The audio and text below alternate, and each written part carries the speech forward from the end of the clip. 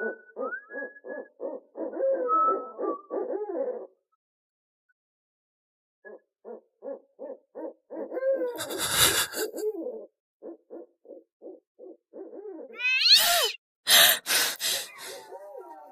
আবার শুনতে পাচ্ছেন শব্দটা? আমার আয়নার ভেতরে রোজ এভাবেই আসে।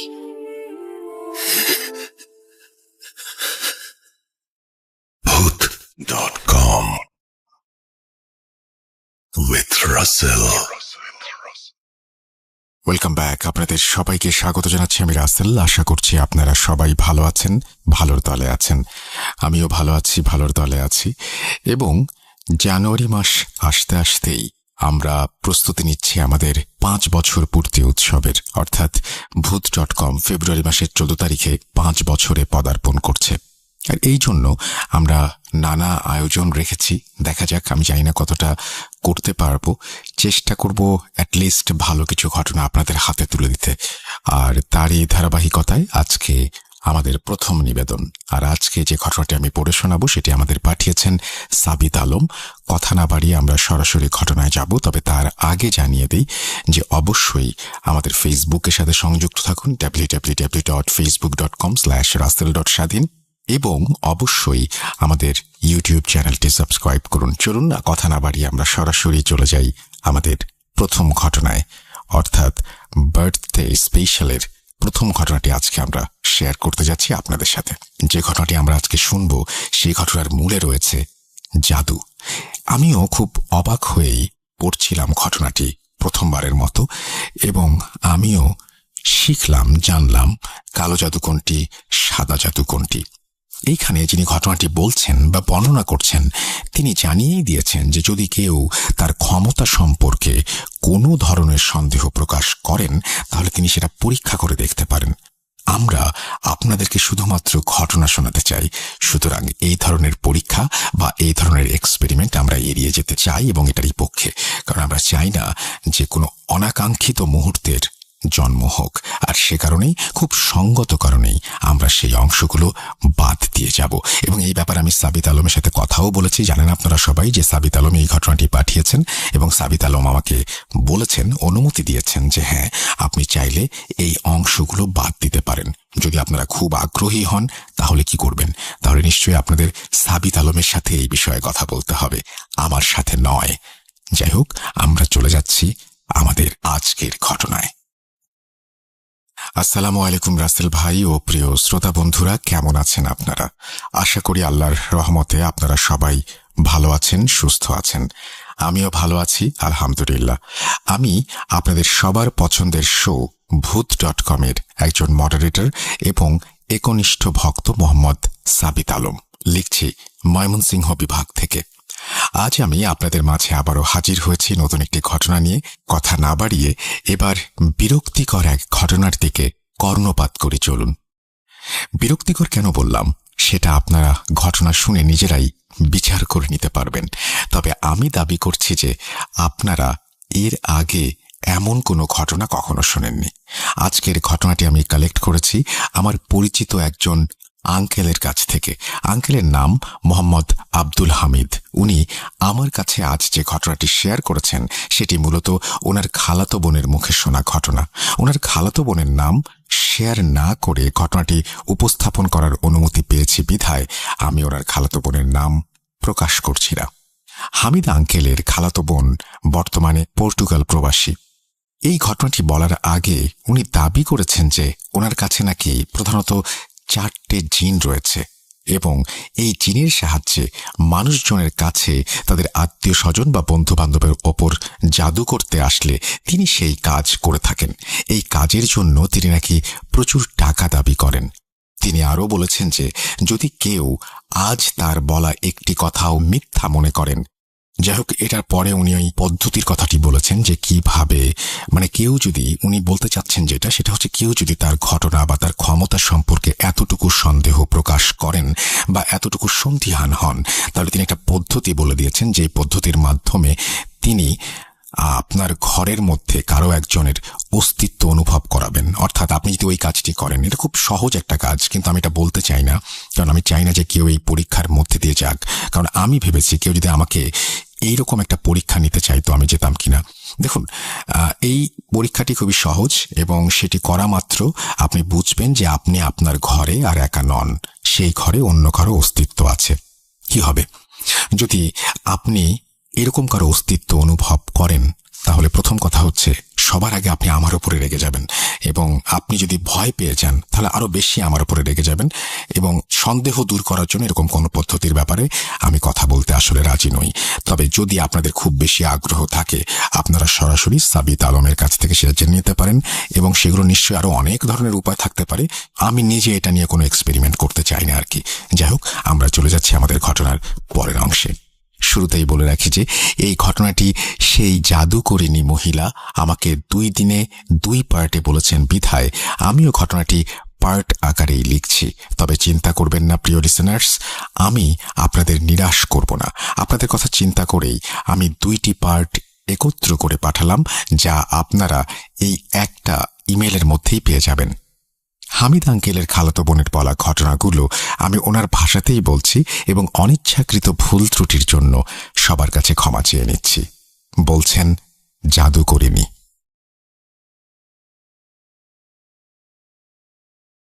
আমি তোমাদের শোয়ের ঘটনাগুলো অনেক শুনি এবং পছন্দও করি, বিশেষ করে কালো জাদুর ঘটনাগুলো। এমন একটা ঘটনা ছিল যেখানে একজন কবিরাজের কাছে জিন থাকত, কিন্তু তাদের বশে আনার চেষ্টায় কবিরাজের মৃত্যু হয়েছিল। কবে শুনেছিলাম মনে নেই। যাই হোক, আমি জানি কিভাবে আর কি করলে এই জিনদের নিয়ন্ত্রণ করা যায়। শুরুতেই বলে রাখি যে আমার কাছে প্রধানত 4টি জিন রয়েছে। এখন চলো তোমাকে সেই সময়ে নিয়ে যাই, যেই সময়ের কথা শুনলে তুমি নিজেই বুঝতে পারবে যে কিভাবে এই ঘটনার প্রথম সূত্রপাত ঘটল, আর কিভাবেই এই জিনদের নিয়ন্ত্রণ করা শিখলাম আমি, এবং এখন আমি তাদের সাথে কিভাবে কাজ করে থাকি। আজ থেকে প্রায় 40 থেকে 45 বছর আগের কথা। আমি তখন 10 বছর বয়সী একজন কিশোরী ছিলাম। আমি ছোট থেকেই দেখতাম আমাদের বাড়িতে অনেক মানুষের ভিড়। নানান জায়গা থেকে নানান ধরনের মানুষ আসতো এবং আমার দাদার কাছ থেকে চিকিৎসা নিয়ে যেত। কেউই খালি হাতে ফিরত না। আমার দাদা ছিলেন একজন ইসলামী চিকিৎসক, ঝাড়ফুঁক যাকে বলে আর কি। ছোটবেলা থেকেই আমি এসব দেখেই মুগ্ধ হয়ে যেতাম। আমি দেখতাম যে কিভাবে বিভিন্ন বয়সের লোকেরা এসে আমার দাদার হাতে চুমু খেত এবং টাকা দিত। আমারও ইচ্ছা ছিল যে আমি বড় হয়ে দাদার মতো হব, যেন লোকেরা আমাকেও দাদার মতোই সম্মান করে। আমার আরও একটি ইচ্ছে ছিল যে আমিও দাদার মতো টাকা আর ক্ষমতা লাভ করব। মানুষের লোভ করাটা আসলে স্বাভাবিক, সেটা সঠিকভাবেই হোক বা ভুলভাবেই হোক। যখন আমি তরুণী হয়ে 19-এর কোটায় পৌঁছালাম, তখন জানতে পারলাম আমার বাবার কাছেও আমার দাদার মতো একই রকম জিনের ক্ষমতা আছে, এবং তিনি এই জিনদের মাধ্যমে মানুষের সমস্যার সমাধান করে থাকেন। এই বিষয়ে জানতে পেরে আমার আগ্রহ যেন আরও বেড়ে গেল, এবং মনে হলো যে এই বিদ্যা আমাকে শিখতেই হবে। আমার দাদা তখন মরহুম হয়েছেন। যখন আমি আমার এই আগ্রহের কথা আমার বাবাকে বললাম, শুরুতেই তিনি আমাকে নানানভাবে নিষেধ করলেন। বাবা আমাকে বলতেন, হাম্মু, এই বিদ্যায় অনেক বড় পরীক্ষার সম্মুখীন হতে হয়। তুমি এর মধ্যে ভালো কাজও করতে পারবে, আবার ভুল কাজও করতে পারবে। আমি কিভাবে বুঝবো যে তুমি শুধু ভালো কাজই করবে, খারাপ কাজ করবে না? আমি বাবাকে নানানভাবে বুঝিয়ে প্রতিজ্ঞা করেছিলাম আমি সব সময় মানুষের সেবা করার জন্য এই জ্ঞান ব্যবহার করব, অন্যথায় না। আমার এই প্রতিজ্ঞার উপর ভিত্তি করেই আমি আমার বাবার কাছ থেকে এই ক্ষমতা উত্তরাধিকার সূত্রে পেয়েছি, এবং সেই জিনগুলোও আমাকে উত্তরাধিকার হিসেবে মেনে নিয়েছে। প্রথম দিকে আমি এই জ্ঞানকে মানুষের উপকার করার কাজের জন্য ব্যবহার করতাম। আমি যখন মানুষের উপকার করতাম, তখন কিছু মানুষ আমাকে কৃতজ্ঞতা স্বরূপ উপহার হিসেবে মাঝে মাঝে টাকাও দিত। কিন্তু ধীরে ধীরে এমন কিছু লোক আসা শুরু করলো যারা তাদের খারাপ কাজ করার জন্য আমাকে অনেক বড় অঙ্কের টাকা দেওয়ার প্রস্তাব করে। এই অবস্থা দেখে আমারও লোভ হয়ে গেল, কারণ ভালো কাজ করে আমি যেই টাকা 1 মাসে উপার্জন করতাম, সেই পরিমাণ বা তার চেয়ে বেশি টাকা আমি একবারে কারো ক্ষতি করার জন্য পেয়ে যাচ্ছিলাম। আমি শুরু করলাম আমার জিনদের মাধ্যমে ক্ষতি করা, যাকে বলে কালো জাদুবিদ্যা। এই কাজ করতে করতে আমার লোভ যেন আরো বাড়তে লাগলো। যারা হালাল কাজ করার জন্য আমার কাছে আসতেন তাদের সংখ্যা আস্তে আস্তে কমতে শুরু করলো, আর যারা কালো জাদুর কাজ করানোর জন্য আমার কাছে আসতেন তাদের সংখ্যা ধীরে ধীরে বাড়তে লাগলো। বাবা, তোমার জ্ঞানের জন্য আর একটা কথা বলি, কালো জাদু আর সাদা জাদু আসলে আলাদা জিনিস নয়। তুমি যদি কোনো জিনকে নিয়ন্ত্রণ করে তাকে দিয়ে খারাপ কাজ করাও, মানুষের ক্ষতি করাও, তখন সেটাকে কালো জাদু বলা হয়। আর যদি সেই একই জ্ঞান দিয়ে তুমি মানুষের জন্য ভালো কাজ করো, তাহলে সেটাকে নুরানি জ্ঞান বা সাদা জাদু বলে।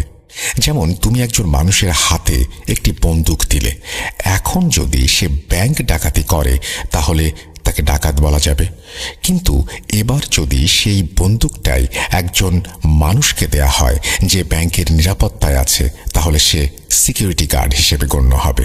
এখন আমার কথা বোঝো, এখানে বন্দুক কিন্তু একটাই, কিন্তু যার উদ্দেশ্য খারাপ সে ডাকাত, আর যার উদ্দেশ্য ভালো সে সিকিউরিটি গার্ড। আমাদের জাদু জগতেও আসলে এই একই নিয়ম। এই 4টি জিন যারা আমার সাথে আমার অধীনস্থ অবস্থায় আছে, তারা আমার প্রতিটি আদেশ মানতে বাধ্য, কারণ যদি তারা আমার কোনো আদেশ মানতে অস্বীকার করে তাহলে আমি 1 সেকেন্ডের মধ্যে তাদের পুড়িয়ে ফেলতে পারি। আর এই বিদ্যা আমি অর্জন করেছি আমার মরহুম আব্বাজানের কাছ থেকে। এখন আমি তোমায় সেই সব ঘটনার কথা বলছি যেসব ঘটনায় এই জিনদের মাধ্যমে আমি অনেক মানুষের জীবন নষ্ট করেছি। তুমি এখন আমাকে কিছু প্রশ্ন করতেই পারো। 1, এই ক্ষমতা আমার কাছে কিভাবে এলো? 2, এই জিনরা কোন রূপে আমার কাছে আসে? 3, আমি কি তাদের আসল রূপ দেখেছি কিনা? কিন্তু এসব প্রশ্নের উত্তর আমি তোমাকে আলাদাভাবে কোনো এক সময় দিয়ে দেব, যা তুমি ভূত.com-এ শেয়ার করতে পারবে না। আজ আমি যে বিষয়টির দিকে ফোকাস করতে চাচ্ছি সেটি হচ্ছে সেই সব ঘটনা যেগুলো শুনে তোমার গায়ের লোম দাঁড়িয়ে যেতে বাধ্য। বলছি শোনো। যখন আমার এই কালো জাদুর কাজ শুরু হলো, তখন হঠাৎ করেই মানুষজন খারাপ কাজ করাতে আমার কাছে হাজির হতে শুরু করলো। আস্তে আস্তে আমি জাদুকরিনী নামে পরিচিত হলাম। এলাকার মওলানা আমার বিরুদ্ধে ফতোয়া দিতে শুরু করলেন এবং এলাকার অনেক লোকজন আমার শত্রু হতে শুরু করলেন। সেই মওলানার ফতোয়ার পর আমার জীবনের ওপর কিছু বিপদ এসে পড়ল, তাই একরকম বাধ্য হয়ে আমাকে পর্তুগালে শিফট করতে হলো। বাবা, আমার কাছে যে জ্ঞান আছে সেটা আমি পৃথিবীর যে কোনো প্রান্তে বসে তোমার ওপর প্রয়োগ করতে পারি। কি যেন বলছিলাম? হ্যাঁ, আমি বলছিলাম যে আমি যখন পর্তুগালে শিফট করলাম, অর্থাৎ মুভ করলাম, তখন মানুষ সেখানে আমার কাজের জন্য আস্তে আস্তে আমাকে চিনতে শুরু করলো। তারা আমার জ্ঞানের দ্বারা ভালোভাবেই প্রভাবিত হচ্ছিল এবং নিজেদের কাজের জন্য আমার কাছে প্রতিনিয়ত এসে ভিড় জমাচ্ছিল। বাংলাদেশের মানুষের মাঝে যে হিংসা বিদ্যমান রয়েছে তার অতি সামান্য অংশই অন্য দেশের মানুষের মধ্যেও আছে। কেউ আমার কাছে তার শাশুড়িকে মেরে ফেলার জন্য আসতো, কেউ শাশুড়ি তার বউকে নিয়ে আসতো, আর কেউ বা কোনো ব্যবসায়িক ব্যাপারে সাহায্য চাইতো। আর বিশ্বাস করো, মানুষ আসলে ভেতর থেকে অনেকটাই আলাদা, চেহারা দেখে বোঝার উপায় নেই। আমি জানি তোমরা আমাকে অনেকে ধিক্কার জানাবে, এরকম কাজ করি আমি সেই জন্য, কিন্তু এটা মনে রেখো যে যারা আমার কাছে কালো জাদু করানোর জন্য আসে তারাও কিন্তু তোমাদেরই মতো মানুষ। চলো ঘটনায় যাই।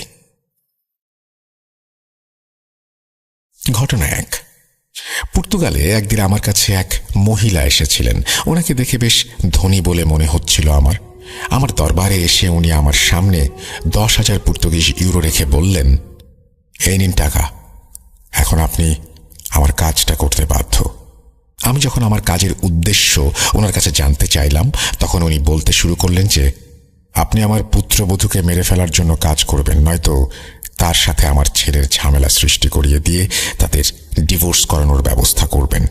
আমি তখন ওনাকে বললাম যে আপনার কাজ তো হয়ে যাবে, কিন্তু আপনাকে বলতেই হবে যে কেন আপনি এমন কিছু করতে চাইছেন, বিশেষ করে আপনার পুত্রবধূর বিরুদ্ধে। উনি বললেন, আমার ছেলে আমার ইচ্ছার বিরুদ্ধে গিয়ে বিয়ে করেছে, আর যে বেহায়াকে সে বিয়ে করে এনেছে তাকে আমার একেবারেই পছন্দ নয়। সে একজন গোল্ড ডিগার, তাকে আমার ছেলের জীবনে আমি আর দেখতে চাই না। সেই মহিলা ওনার পুত্রবধূর ছবি সাথে করে নিয়ে এসেছিলেন। আমাকে দেওয়া টাকার সঙ্গে উনি আমাকে সেই ছবিটিও দিয়েছিলেন। আমি তৎক্ষণাৎ মারুকে এই কাজে লাগিয়ে দিয়েছিলাম এবং বলেছিলাম যে যত তাড়াতাড়ি সম্ভব কাজটা যেন হয়ে যায়। ওই মহিলার পুত্রবধূ ছিল একজন চরম মাত্রার নামাজি মহিলা। প্রথমে আমি তার নামাজ বন্ধ করালাম। তার জন্য আমি যে পদ্ধতিটি অবলম্বন করেছিলাম সেটি ছিল ওয়াসওয়াসা। আগে আমি মারুর মাধ্যমে তাকে ওয়াসওয়াসা দিতে শুরু করলাম। তারপর পাকি নাপাকি নিয়ে তার মাথায় এক কনফিউশন তৈরি করলাম। সে প্রথমে 1 ওয়াক্ত নামাজ পড়া ছেড়ে দিল, তারপর 2 ওয়াক্ত। ঠিক যখনই তার ঈমান দুর্বল হতে লাগলো, আমি তখনই তার ওপর প্রভাব বিস্তার করতে শুরু করলাম। যখন দেখলাম তার ঈমান একেবারেই দুর্বল হয়ে গেছে, তখন আমার পরবর্তী কাজ শুরু হলো। পরবর্তী কাজের জন্য তার কাপড়ের প্রয়োজন ছিল আমার, যেটার ওপর আমি জাদু করতে চেয়েছিলাম। সেই মহিলা যিনি আমার কাছে কাজের জন্য এসেছিলেন, ওনাকে দিয়েই আমি ওনার পুত্রবধূর কাপড়গুলো আনিয়েছিলাম। তারপর আমি সেই কাপড়গুলো একটি কবরে দাফন করলাম। যখন ওই কাপড়গুলো কবরে দাফন করা হলো, তখন সেই পুত্রবধূর মনে নিজের স্বামীর প্রতি ঘৃণা কাজ করতে শুরু করলো, যা দিনে দিনে বেড়েই যাচ্ছিল। হঠাৎ করে তার স্বামী তার কাছে খুবই বিরক্তিকর হতে শুরু করলো, আর তার মনে হতে লাগলো যে স্বামীর মাঝে অনেক কমতি বিদ্যমান। আস্তে আস্তে দেখা গেল যে ওই মেয়েটা সব সময় তার স্বামীর সাথে ঝগড়া করত আর তার উপরে প্রচণ্ড রকমের সন্দেহ করত। এই ঝগড়া বিবাদ এতটাই বেড়ে গিয়েছিল যে শেষ পর্যন্ত তাদের ডিভোর্সের মতো অবস্থা হয়ে গেল। তাদের মধ্যে ঘৃণা এতটাই বেড়ে গিয়েছিল যে তারা একে অপরকে মারধর অবধি করতে শুরু করেছিল। শুনেছি যে তাদের বাড়িতে অনেকবার পুলিশও আসতে বাধ্য হয়েছিল। এরপর ফাইনালি যখন ছেলেটা তার স্ত্রীকে ডিভোর্স দিল, তখন তার মা আমার কাছে মিষ্টির একটা ডিব্বা নিয়ে এলো এবং আমাকে আরও কিছু টাকা ইনামি হিসেবে দিলেন। ঘটনা 2। একদিন বাংলাদেশ থেকে আমার কাছে একটি ফোন এলো। যিনি ফোন করেছিলেন তিনি ছিলেন আমার পূর্ব পরিচিত। ওনারা একটা ভাড়া বাড়িতে থাকতেন। উনি আমাকে বলেছিলেন যে ওনাদের বাসার মালিক ওনাদেরকে বিনা কারণে বাড়ি খালি করতে বলেছে, কিন্তু এমন অবস্থায় ওনারা এই বাসা ছেড়ে অন্যত্র যাবার জন্য প্রস্তুত নন। উনি আমাকে বলেছিলেন যে এই কাজের জন্য উনি আমাকে বেশ বড়সড় ইনামই দেবেন। উনি বলেছিলেন যে যদি বাড়ির মালিক মারা যায়, তাহলে মালিকের আগে পেছনে যেহেতু কেউ নেই, সেহেতু ওনারা সেই ভাড়া বাড়িতে শান্তিতে বসবাস করতে পারবেন। উনি আমাকে লোভ দেখিয়েছিলেন যে যত তাড়াতাড়ি তার এই কাজ সম্পন্ন হবে, তত তাড়াতাড়ি উনি আমাকে 5 লক্ষ টাকা পাঠিয়ে দেবেন। এখন এই কাজের জন্য যে জিনিসটা আমার লাগবে, সেটা শুনলে তোমাদের সবার রক্তচাপ হয়তো বেড়ে যাবে। আমার যেই জিনিস প্রয়োজন সেটা আসলে সেই পানির সাথে সম্পৃক্ত, যেই পানি দিয়ে মৃতদেহকে গোসল করানো হয়। আমি ওনাকে এই বিষয়ে জানালে উনি বাংলাদেশ থেকেই আমাকে পানি পাঠিয়ে দেন। আমি পর্তুগালে একটা কুর্তা ও একটা সালোয়ার কিনেছিলাম এই কাজের জন্য। আমার কাছে যেদিন এই পানি এলো, সেদিন সন্ধ্যাতেই আমি সেই কুর্তা সালোয়ারটা সেই পানিতে ভিজিয়ে রেখেছিলাম। কিছুদিন ভিজে থাকার পর আমি সেটাকে একটা ছায়ার মতো স্থানে শুকিয়ে নিলাম, আর সেই কুর্তা সালোয়ারটা আবার বাংলাদেশে পাঠিয়ে দিলাম এবং সেই ভাড়াটাকে বললাম এটা বাড়ির মালিককে উপহার হিসেবে দেবেন, এমনভাবে যেন এটি তার মেয়ের জন্য দিলেন। আমার কথা মতো উনি সেটা ইস্ত্রি করে বাড়ির মালিককে তার মেয়ের জন্য উপহার হিসেবে দিয়ে দিলেন।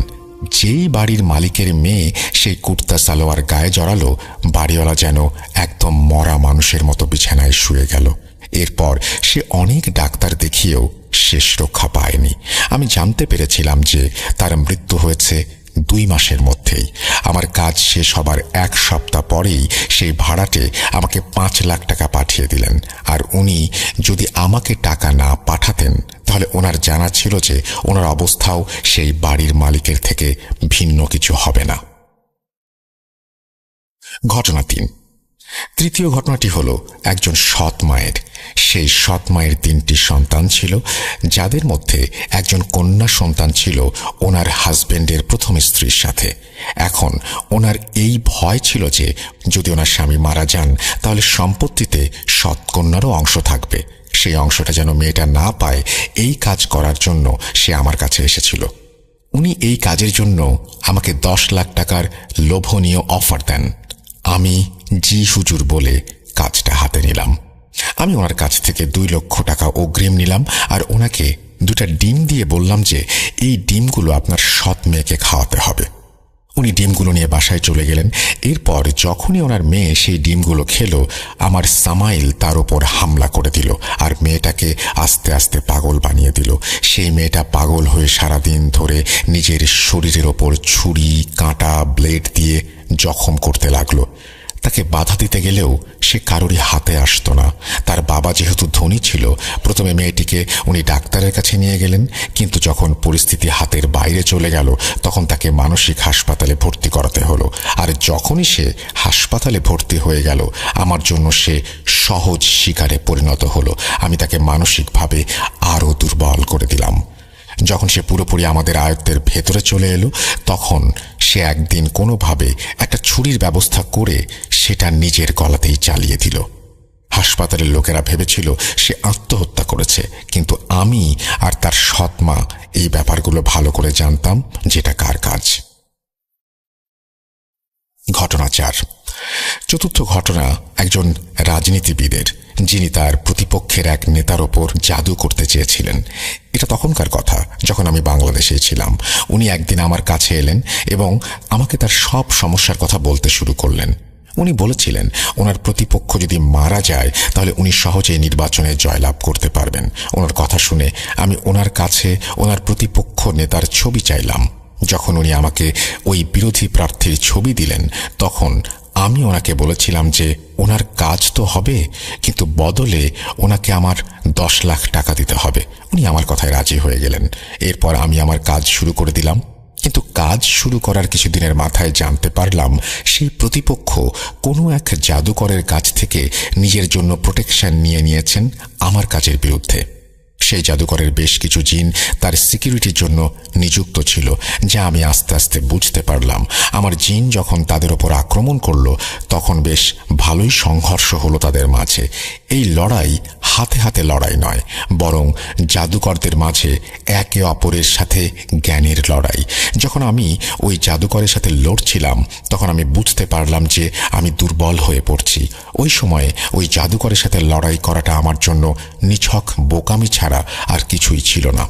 আমার নিজের জীবন বিপদের মুখে পড়ে যাচ্ছিল বলে আমার মনে হচ্ছিল। তখন আমি সেই রাজনীতিবিদকে একদিন আমার কাছে ডেকে বললাম, এই কাজটা খুব বেশি কঠিন, এখন আমার 10 লাখ টাকা নয় বরং 20 লাখ টাকা লাগবে। উনি তাতেও রাজি হয়ে গেলেন। এখন আমাকে এই কাজের জন্য এমন কিছু করতে হবে যেন আমি ওই বিরোধী প্রার্থীর জিনদের ধরতে পারি, যারা সেই প্রতিপক্ষ প্রার্থীর সুরক্ষার কাজে নিয়োজিত ছিল। এটা ছিল 1.5 সপ্তাহের মহা কঠিন এক কাজ, যা আমি এরপর অনেক সহজেই সম্পন্ন করলাম। 1.5 সপ্তাহ পর যখন আমার কার্যক্রম সম্পূর্ণ হলো, তখন ওই বিরোধী প্রার্থীর সিকিউরিটির জিনদের আমি ধরাশায়ী করতে সক্ষম হলাম এবং আমার কাছে বন্দী করে রাখলাম। এখন যতক্ষণ না তারা আমার অধীনে আছে, ততক্ষণ কেউই তাদের এই বন্দী দশা থেকে মুক্তি দিতে পারবে না। এরপর আরেকটি কাজ আমি করেছিলাম, সেটা হলো আমার অধীনস্থ জিনদের মাধ্যমে ওই জাদুকরকে মেরে ফেললাম, কারণ সে ভবিষ্যতে আমার ক্ষতির কারণ হতে পারে। এক ঢিলে 2 পাখি মারা হলো।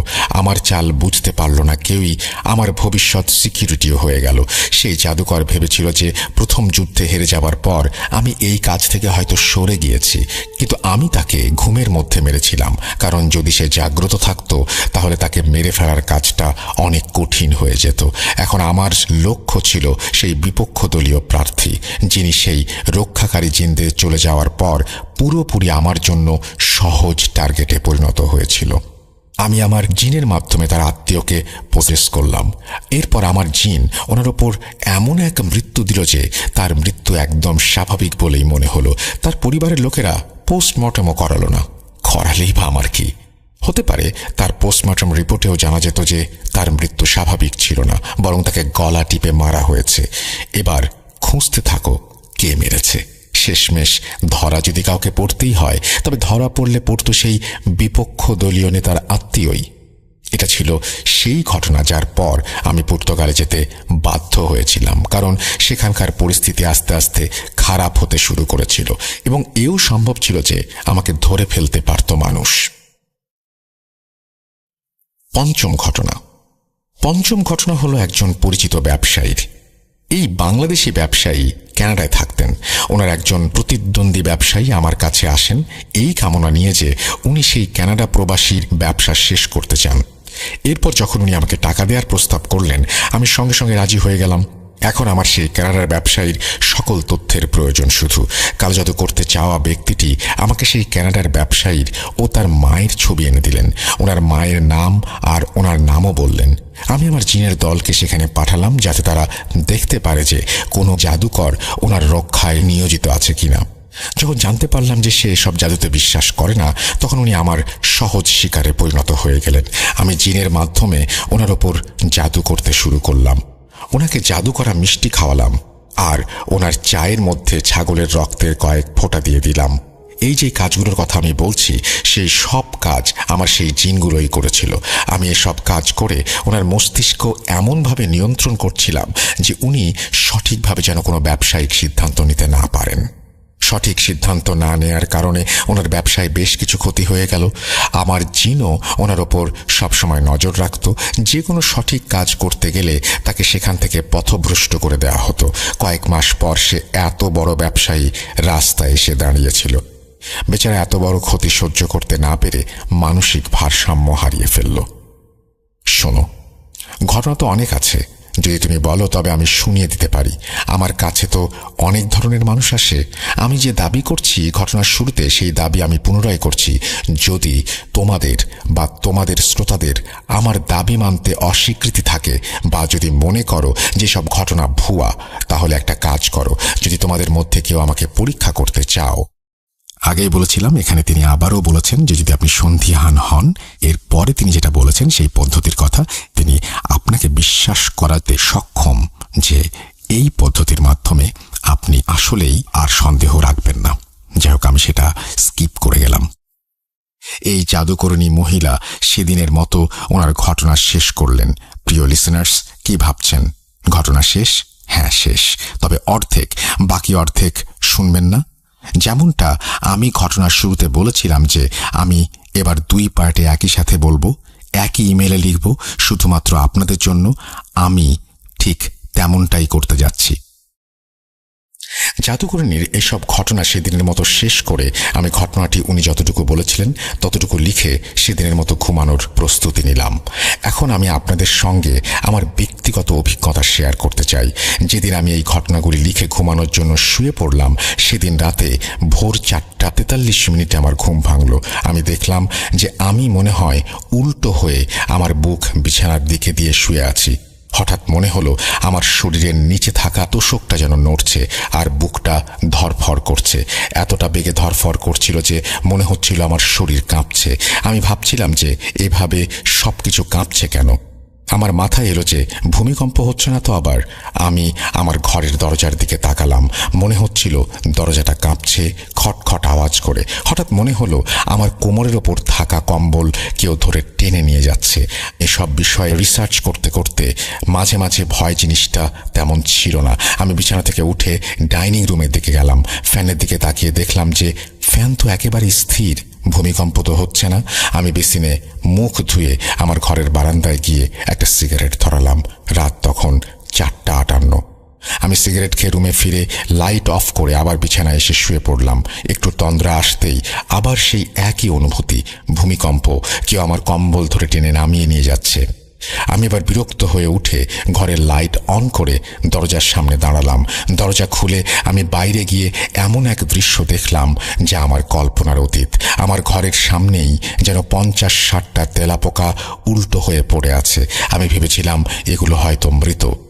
আমি আমার রুমে এসে দেখি আমার রুমের মেঝেতে এমন আরও 50-60টা তেলাপোকা। বিছানার দিকে তাকিয়ে দেখলাম বিছানার মশারির ওপরেও মৃত তেলাপোকা। আমি হতভম্ব হয়ে দাঁড়িয়ে রইলাম। একটু পর ফজরের আজান দেবে। আমার আম্মু নামাজের জন্য উঠলেন। আমার রুমের সামনে এসে উনি আমাকে জিজ্ঞেস করলেন, কিরে, তোর রুমের বাইরে এত তেলাপোকা মরে পড়ে আছে কেন? আমি ওনাকে বললাম, রুমের ভেতরে আসো। উনি আমার রুমের ভেতরে এসে আমার মতো একটা শক খেলেন। এরপর উনি আমাকে জানালেন এটা অসম্ভব, কারণ বাসার কোনো রুমেই তেলাপোকা মরার কোনো মেডিসিন প্রয়োগ করা হয়নি। এরপর আমার মা ঘর ঝাড়ু দেবেন ভেবে ফুলের ঝাড়ু নিয়ে আমার রুমে উপস্থিত হলেন। আশ্চর্যজনকভাবে ঝাড়ুটার স্পর্শ পেয়ে প্রতিটি তেলাপোকা সোজা হয়ে দৌড়ে কোথায় পালিয়ে গেল। এই ঘটনার ব্যাখ্যা আমার আজও জানা নেই। আছে শুধু প্রশ্ন, যদি তেলাপোকা মারার মেডিসিন দেয় তাহলে এরা কেন মারা গেল না? আর যদি সারা ঘরে মেডিসিন দেয়া হয়, শুধুমাত্র আমার ঘরের সামনেই কেন এরা আসবে? ভূমিকম্প ছাড়া আমার ঘরের দরজা কিভাবে কাঁপলো? তর্কের খাতিরে যদি মেনেও নেই যে এসব নিছকই আমার মনের কল্পনা, তাহলে আমার আম্মু যা দেখলেন সেটা কি সত্যি না? আমি জানি না। এতক্ষণ নিজের ব্যক্তিগত অভিজ্ঞতার কথা কেন শেয়ার করলাম জানেন? শুনুন, জানতে পারবেন। এই ঘটনার প্রথম পর্ব শুনে আপনারা অনেকেই ভাবছেন হয়তো এই ছেলেটা হারামকে প্রমোট করছে। প্রিয় শ্রোতা বন্ধুরা, একটা কথা বলি, আপনারা তো প্রতিদিন নিউজ চ্যানেল দেখেন যেখানে ডাকাতি ও খুন, নানান ধরনের নেগেটিভ খবরও আসে। সেসব নিউজে এটাও বলা হয় কিভাবে ডাকাতি আর খুন করা হয়েছে এবং এসব নিয়ে মানুষকে সতর্কও করা হয়। এর মানে এই নয় যে তারা ডাকাতি বা খুনকে প্রচার বা প্রমোট করছে, বরং এর উদ্দেশ্য হলো মানুষকে জানানো যে আজকাল এই দুনিয়াতে এই দেশে কি ঘটে চলেছে। আরেকটা কথা বলি, আপনারা আবার এই ঘটনার প্রথম অংশ শুনতে পারেন যেখানে এই মহিলা কখনোই এটা দাবি করেননি যে তিনি কালো জাদু করেন। যদিও উনি কালো জাদু শব্দটার ব্যবহার করেছেন, কিন্তু উনি শুরুতেই ক্লিয়ার করেছেন যে উনি জিনদের মাধ্যমে কাজ করে থাকেন। ওনার বলা সব ঘটনার একমাত্র উদ্দেশ্য হলো আমাদের সেই জিনের দুনিয়ার সম্পর্কে জানানো, আর এটাও জানানো যে আসলে এই দুনিয়া আছে আমাদেরই মাঝে, আর এটাও জানানো যে এই দুনিয়াটা কিভাবে কাজ করে। তবু আমি বলে রাখি যে ওই মহিলা যাই বলেছেন, ওনার কোনো প্রকার বক্তব্যের জন্য আমি কোনো দায়িত্ব নিচ্ছি না। তিনি যা কিছু বলেছেন আমি শুধু সেটা ওনার ভাষায় আপনাদের সামনে উপস্থাপন করছি। এর পেছনে কি রহস্য আছে সেটা আল্লাহই ভালো জানেন। যাই হোক, চলুন আমরা আবার সেই জাদুকরিনীর ঘটনায় মনোনিবেশ করি। ঘটনার পরের অংশ আমি আবারও জাদুকরিনী মহিলার ভাষাতেই বলছি এবং অনিচ্ছাকৃত ভুল ত্রুটির জন্য ক্ষমা প্রার্থনা করছি। বলছেন জাদুকরিনী, বাবা, কেউ যদি নিজের নাম আর তার মায়ের নাম লিখে থাকেন কমেন্ট সেকশনে, তাহলে তোমার এবং তোমার শ্রোতাদেরও বিশ্বাস হয়েছে এতক্ষণে যে আমি কে, আমার সাথে কে আছে আর আমি কি করতে পারি। এই ঘটনা যেদিন প্রচার হবে তার আগের দিন তুমি আমাকে জানাবে। আমি তোমাদের কমেন্ট পড়ব প্রথম অংশ শেষ হবার পরে। তোমাদের কমেন্ট সেকশনে অনেকেই হয়তো এতক্ষণে বলেছে বা বলবে আগামীকাল যে তাদের স্বপ্নে এমন কিছু ঘটে গেছে যার কোনো ব্যাখ্যা নেই। যাই হোক, এবার তোমাকে একটা মজার কথা বলি। আমি কিন্তু ইতিমধ্যে টুকটাক তোমাকেও দেখিয়েছি গত রাতে। বুঝতে পেরেছ হয়তো যে আমি কি করতে পারি। এখন তুমিও এই ব্যাপারে অনেকটাই জানো। বাবা, তোমাদের কমেন্ট সেকশন চেক করো তো। অনেকেই এখন আমার নামে হয়তো জাহান্নামের সার্টিফিকেট বিলি করছে, অথচ যারা এই সার্টিফিকেট বিলি করছেন এনারা নিজেরাও জানেন না যে এনারা কোথায় যাবেন, কিন্তু অন্যদের জাহান্নামের সার্টিফিকেট এমনভাবে দিচ্ছেন যেন এনাদের নিজেদের জান্নাতে যাওয়াটা পাকা হয়ে গেছে। আমি জানি যে আমি গুনাহগার, আমি অনেক গুনাহ করেছি, কিন্তু প্রতিটি কাহিনীর দুইটা দিক থাকে। যেখানে আমি মানুষের সাথে অনেক অন্যায় করেছি, সেখানে কিছু মানুষের ভালো করার জন্য তাদের উপকারও করেছি। এখন কিয়ামতের দিনই পরিষ্কার হবে কার পাল্লা কতটুকু ভারী। এখন তোমাকে আমি যেই ঘটনাগুলো বলবো সেগুলো আমার ভালো কাজগুলোর মাঝের কিছু কাজ, যার মাধ্যমে তোমরা বুঝতে পারবে যে আমি মানুষকে সাহায্যও করেছি। আবারও বলি যে আমার জ্ঞান ভুল নয়, আমি কোনো ভুল চিৎকার করিনি, কোনো শয়তানের কাছে সাহায্য চাইনি, কোনো শিরক বা কালাম পড়িনি। আমি জিনের মাধ্যমে ভালো কাজও করি এবং একইভাবে খারাপ কাজও করি। ঘটনা এক। একদিন আমার দরবারে একজন মহিলা এসে হাজির হলেন। ওনাকে দেখে যেন খুবই বিমর্ষ মনে হচ্ছিল আমার। এটা তখনকার ঘটনা যখন আমি বাংলাদেশেই থাকি। সেই মহিলা আমার সামনে দাঁড়িয়ে কাঁদছিলেন এবং হাত জোর করে বলছিলেন যে ওনার পরিস্থিতি কতটা খারাপ। ওনার স্বামী কোনো চাকরি বা কাজ পাচ্ছিল না, ছেলেদের কোথাও চাকরি হচ্ছিল না। মনে হচ্ছিল যে ওনাদের বাড়ি থেকে সুখ পুরোপুরি পালিয়ে গেছে। উনি বলেছিলেন যে ওনার ঘরের চারপাশে পরিষ্কার করলেও নোংরা ময়লা পড়ে কিছুক্ষণের ভেতর, আবার দুর্গন্ধ হয়ে যায়। এত নোংরা আবর্জনা কোথা থেকে আসে কেউ জানে না। ওনাদের আলমারিগুলোর ভেতরে থাকা কাপড়গুলো কেউ যেন ব্লেড দিয়ে কেটে চলে যায়। না, ওনাদের মেয়েদের জন্য ভালো কোনো সম্পর্ক আসছে না। ওনাদের ছেলেদের চাকরি বা বিয়ে হচ্ছে না। ওদের বিয়ের সম্পর্ক এলেও কোনো না কোনো অজুহাতে সেই বিয়ে বাধা পড়ে। প্রথম দিন আমি সেই মহিলাকে এড়িয়ে চললাম এবং ওনাকে ওনার বাড়ি পাঠিয়ে দিয়েছিলাম, কারণ আমি জানতাম যে ওনার পরিবার খুবই গরিব আর ওনার পক্ষে আমার চিকিৎসার খরচ বহন করা সম্ভব নয়। কিন্তু কিছু সপ্তাহ পর উনি আমার কাছে আবার ফিরে এলেন এবং একেবারে আমার পায়ের কাছে পড়ে গেলেন। উনি কাঁদতে কাঁদতে বলেছিলেন যে ওনার মেয়ের শরীরে কাটা দাগ পড়েছে এবং ওনার মেয়ের মুখ দিয়ে কেউ পুরুষালী কণ্ঠে কথা বলছে আর অনবরত ওনার মেয়ে পাগলের মতো আচরণ করছে, এমনকি নিজেকে মারারও চেষ্টা করছে। তোমাদের এখানে একটু বলে রাখি, আমি কোনো ইস্তেখারা করি না। যদি কাউকে চেক করতে হয় যে তার সাথে কোনো সমস্যা আছে কিনা, আমি আমার জিনদের পাঠিয়ে চেক করি, দেখি কোনো সমস্যা আছে কি নেই। আর হ্যাঁ, তোমাকে গতদিন হয়তো আমি আমার জিনদের নাম বলিনি। আসলে আমার অধীনে থাকা কয়েকজন জিন আছে, তাদের মাঝে 4 জন খুবই বিশেষ আমার জন্য। আমি বেশিরভাগ কাজ এই 4 জনের মাধ্যমে করে থাকি। এদের মধ্যে একজনের নাম সামাইল, দ্বিতীয় জনের নাম মারু, তৃতীয় জনের নাম মাস এবং চতুর্থ জনের নাম হুজ্জা। এখন বলি সেই মহিলার ঘটনা। সেই মহিলা আমার কাছে এসে বসে খুবই আকুতি মিনতি করছিলেন ওনাকে সাহায্য করার জন্য। আমার ছোট মেয়ে তখন আমার পাশেই বসেছিল। সে আমাকে বলল, আম্মা, এনার কাজটা করে দিন দয়া করে। আমি ওই মহিলার উপর কিছুটা রেগে গেলাম। তখন আমি ওনার কাছে জানতে চাইলাম উনি কোথায় থাকেন। ওনার বাড়ির ঠিকানা নিয়ে আমি সামাইলকে ওনার বাড়িতে পাঠিয়ে দিলাম। কিছুক্ষণের মধ্যে সামাইল ফিরে এসে আমার কানে কানে বলল, এদের বাড়িতে ভয়াবহ জাদু করা হয়েছে এবং যেই জাদুকর এই জাদু করেছে সে অনেকগুলো জিনকে এনাদের পেছনে লাগিয়ে দিয়েছে যেন এনাদের কোনো নেক বা হালাল কাজই না হয়। এরপর সামাইল আমাকে বলল, আম্মা, আপনাকে এদের বাড়িতে যেতে হবে, আপনার সাথে আমরাও যাব। এনাদের বাড়িতে কিছু কাজ করে সেই জাদুকরের সঙ্গে যোগাযোগ করতে পারবো। আমি ওই মহিলাকে বললাম যে আগামী রবিবার আমি ওনার বাড়ি যাব, এরপর বাদ বাকি কথা সেখানেই হবে।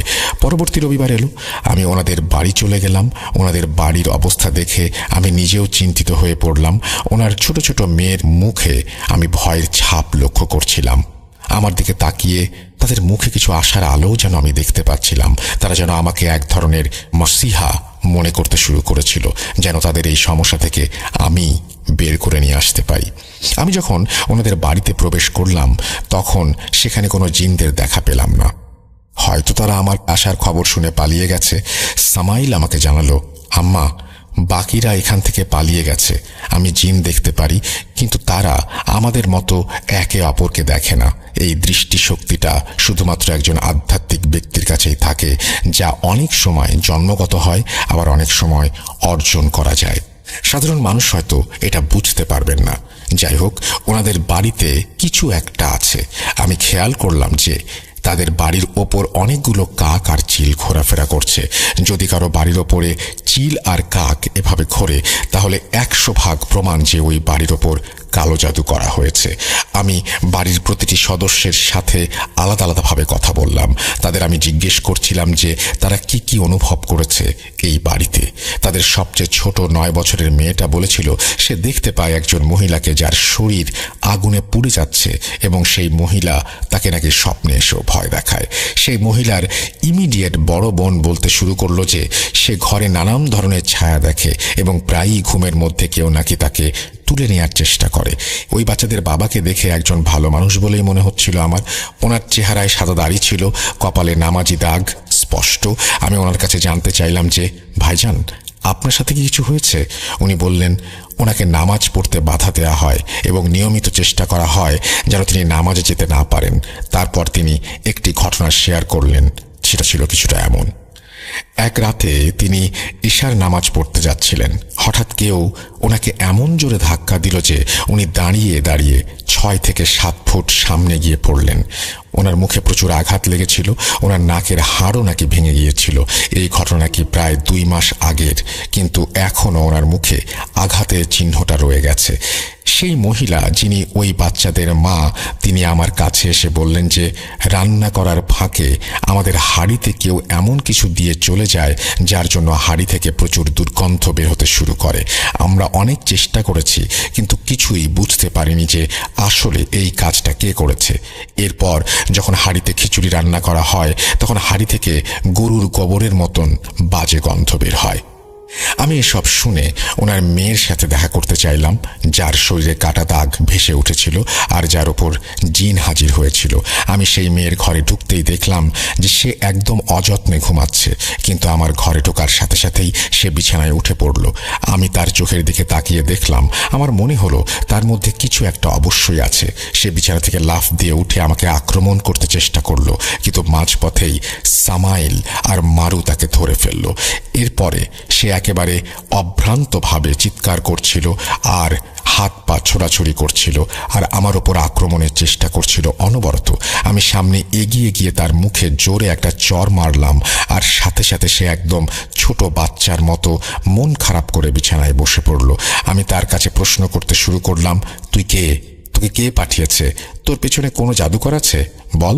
সে বলল, আমাকে তো ওই জাদুকর তার গোলাম বানিয়ে রেখেছে। যদি আমি তার নাম বলি তবে সে আমাকে মেরে ফেলবে আপা।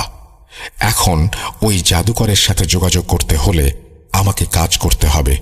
আমি বাড়ির সবাইকে ঘর থেকে বাইরে পাঠিয়ে দিলাম, শুধু ওই মেয়েটিকে বাদে।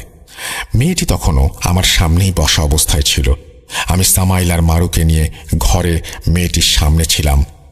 আগেই বলে রাখি যে যখনই আমি বাড়ি থেকে বের হলাম তখন আমার আরও দুইজন জিন, রজনী আর বুসিরের কাছে বাড়ির দায়িত্ব দিয়ে আসতাম, কারণ যেসব জাদুকর আমার শত্রু হয়ে উঠেছিল তারা সব সময় সুযোগের সন্ধানে থাকতো যে কিভাবে আর কখন তারা আমার পরিবারের ক্ষতি করতে পারবে। সেই কারণে রজনী আর বুসির আমার অনুপস্থিতিতে বাড়িটা রক্ষার কাজ করত। যাই হোক, আমি সেই মেয়েকে সামনে বসিয়ে আমার মতো জাদুর আয়াত পড়া শুরু করলাম। কিছু সময় পর সেই জাদুকর আমাকে তার জিনের মাধ্যমে তার বার্তা পাঠাতে লাগলো। এটা এমন একটা পরিস্থিতি যখন আমরা জাদুকররাই আর এক জাদুকরের বিরুদ্ধে লড়াই করি। এই লড়াই চলাকালীন আমরা একে অপরের শক্তি সম্পর্কে ধারণা পাই। সেই জাদুকরও আমার শক্তির কথা বুঝে গিয়েছিল। আমি সামাইল আর মারুকে তার ডেরায় পাঠিয়ে দিয়েছিলাম। সেই জাদুকর তৎক্ষণাৎ পিছনে হটতে বাধ্য হলো আমার খবর পেয়ে এবং আমাকে খবর পাঠালো, ঠিক আছে, আমি আমার জিনদের ফিরিয়ে নিচ্ছি। যখন আমি তাকে খবর পাঠিয়ে জিজ্ঞেস করলাম যে এই কাজটা কে করাচ্ছে তাকে দিয়ে, আমার প্রশ্ন শুনে সে খবর পাঠিয়ে দিল, আপনি যেই বাড়িতে বসে আছেন ওই বাড়ির মহিলার স্বামীর বড় ভাইয়ের বউ আমাকে দিয়ে এই জাদু করাচ্ছে। আমি কারণ জানতে চাইলে সে বলল, ওই মহিলা তার ছেলের সাথে এই বাড়ির এই মেয়ের বিয়ে দিতে চেয়েছিল, কিন্তু যখন তারা বিয়েতে রাজি হয়নি তখন সে বাড়িতে আমাকে দিয়ে জাদু করিয়েছে। আমি জাদুকরকে খবর পাঠালাম আর বললাম যে ওই বাজে মহিলাকে যেন তাড়াতাড়ি ডেকে নিয়ে আসে এবং আমার সাথে ফোনে কথা বলিয়ে দেয়। একটু পরেই সেই বাজে মহিলার ফোন আসলো, কিন্তু সে আমার সাথে খুব খারাপ ব্যবহার করছিল। বলছিল যে যদি এই জাদুকর পিছিয়ে যায় তাতে কি হয়েছে, আমি অন্য কাউকে দিয়ে এই জাদু করিয়ে নেব। তার কথা শুনে আমি বুঝে গিয়েছিলাম সে জেদি প্রকৃতির খারাপ ধরনের মানুষ এবং প্রতিশোধের নেশায় পুরোপুরি পাগল হয়ে গেছে। আমি তাকে প্রথমে ভালোভাবে বোঝানোর চেষ্টা করলাম, কিন্তু সে মানল না। এরপর আমি তাকে হুমকি দিয়ে বললাম যে তুই নিজের পরিণতি দেখে নিস, এই বাড়ির সবার কাছে এসে তোকে মাফ চাইতে হবে। এরপর একদিন সেই মহিলা কাপড় শুকাতে ছাদে এসেছিল। আমি আগে থেকেই মারুকে সেখানে ডিউটিতে রেখেছিলাম। মারু সেই মহিলাকে ছাদ থেকে ধাক্কা দিয়ে ফেলে দেয়। আমার নির্দেশ অনুযায়ী ছাদ থেকে পড়ে তার পা ভেঙে গেল। যখন তার পায়ের আঘাত কিছুটা ভালো হলো তখন সে হুইল চেয়ারে তার দেবরের পরিবারের কাছে এসে ক্ষমা চাইল এবং এবার তাদের ওপরে জাদু করানোর জন্য তওবা করল। ঘটনা 2। আরেকটা ঘটনা যে আমি তোমাকে বলবো সেটা হলো পর্তুগালের কোনো এক রয়্যাল ফ্যামিলিকে নিয়ে। একদিন আমি আমার এক মুরিদের কাছ থেকে জানতে পারি যে সেই পরিবারের ওপর নানান রকমের সমস্যা চলছে। ওনারা নাকি অনেক পীর ফকির চিকিৎসক দেখিয়েছেন, কিন্তু কেউই তাদের সমস্যার সমাধান করতে পারেনি। ওনারা আমাকে আমার এক পরিচিত ব্যক্তির মাধ্যমে বার্তা পাঠিয়ে ওনাদের বাড়িতে আসার আমন্ত্রণ জানালেন। বেশ নামি দামি লোক হওয়ার কারণে ওনারা নিজে আমার কাছে আসতে পারলেন না বিধায় আমি ওনাদের বাড়িতে যাওয়ার আমন্ত্রণ গ্রহণ করলাম। কিন্তু তখন আমি জানতাম না যে ওনাদের সঙ্গে ঠিক কী ধরনের সমস্যা আছে, কারণ ওনারা প্রায় সব কিছু গোপনে রেখেছিলেন। আর আমি চাইলে সামাইল বা মারুকে দিয়ে খোঁজ নেওয়াতে পারতাম, কিন্তু টাকা ছাড়া এই কাজ আমি করবই বা কেন? যাই হোক, আমি যখন ওনাদের বাড়িতে পৌঁছালাম, অথবা বলতে পারো যে ওনাদের প্রাসাদে পৌঁছালাম, তখন দেখলাম ওনাদের পৈতৃক বাড়ির পেছনে একটা বিশাল বড় জঙ্গল ছিল। কিন্তু যেই মুহূর্তে আমি ওনাদের বাড়িতে প্রবেশ করলাম, চারিদিকে শুধু জিন আর জিনই দেখতে পেলাম। ওনাদের প্রাসাদের ছাদ থেকে নিচের মাটিতে, গলিতে, দরজার সামনে প্রতিটি জায়গাতেই জিন হাজির ছিল, এবং এরা কোনো সাধারণ জিন নয়, বরং আমার মনে হচ্ছিল যে যিনি এই জিনদের এখানে পাহারার দায়িত্বে দিয়েছেন তিনি সাধারণ কোনো জাদুকর নন। এরপর যখন আমি ওনাদের ঘরের ভেতরে প্রবেশ করলাম, তখন ওনারা আমাকে খুব উষ্ণ অভ্যর্থনা জানালেন এবং আমাকে সম্মানের সাথে বসালেন এবং খাওয়ালেন। আমি ওনাদের জিজ্ঞেস করলাম, আচ্ছা, এবার আপনারা বলুন তো আপনাদের সমস্যাটা কি? কারণ ইতোমধ্যে আপনাদের বাড়িতে আমি যে ভারী পাহারা দেখেছি সেটা মোটেই স্বাভাবিক নয়। ওনারা আমাকে জানালেন যে পরিবারের 2 ছেলের মধ্যে সম্পত্তি নিয়ে অনেক ঝামেলা হচ্ছে। তারপর সেই পরিবারের একজন মহিলা বললেন, আমার স্বামীর ছোট ভাই আমার স্বামীর ওপর জাদু করিয়েছে। অর্থাৎ 2 ভাইয়ের পরিবারের মাঝে যেই পরিবারের ওপর জাদু হয়েছে, সেই ভাইয়ের পরিবারই আমাকে এখানে ডেকে পাঠিয়েছে। ছোট একটা ছেলে আমার পাশে দাঁড়িয়ে বলল, আব্বু যেন কেমন করে আনছি। আমি তাকে জিজ্ঞেস করলাম, তোমার আব্বু কোথায়? তখন সেই ছেলের মা বললেন, ওর আব্বু ওপরে ঘরে আছে, কিন্তু আপনি আগে বুঝে নিন এই কাজটা আপনি করতে পারবেন কিনা। আমি বললাম, আমি পারবো, আমাকে নিয়ে চলুন। সেই জাদুকর এই বাড়ির ওপর যত জিনের ডিউটি বসিয়েছিল তারা আমাকে দেখে খুবই সতর্ক হয়ে গিয়েছিল। তারা সব দিক থেকে আমাকে গভীরভাবে পর্যবেক্ষণ করছিল এবং ভয় দেখানোর চেষ্টা করছিল। কিন্তু যেহেতু আমি আমার নিরাপত্তা নিয়ে এসেছিলাম, অর্থাৎ সামাইল এবং মারু যেহেতু আমার সাথেই ছিল, সেহেতু তারা আমার উপর আক্রমণ করতে পারছিল না। যখন সেই মহিলা আমাকে ওনার হাজব্যান্ডের ঘরে নিয়ে গেল, আমি তখন দেখলাম যে ওনার হাজব্যান্ড নিজের ঘরে এদিক থেকে ওদিকে হাঁটছে। ওনার ঘরে ঢুকতে আমি বুঝতে পারলাম যে ওনাকেও কেউ পজেস করেছে এবং উনি এই মুহূর্তে পজেস অবস্থাতেই আছেন। ওনার সম্পূর্ণ ঘর যেন ছায়ায় ডুবেছিল। এত আলো থাকার পরেও সেখানে ঘন কালো অন্ধকার যেন সবকিছু ঢেকে দিয়েছিল। প্রথমেই সেই মহিলার হাজব্যান্ড আমার দিকে তাকিয়ে জিজ্ঞেস করলো, আরে ভাই, তুই তো আগে লোকজনদের উপর জাদু করতিস, এখন জাদু নামানোর জন্য আসিস? উনি আমার সাথে বাংলা ভাষায় কথা বলছিলেন, যদিও তিনি বাংলা জানতেন না।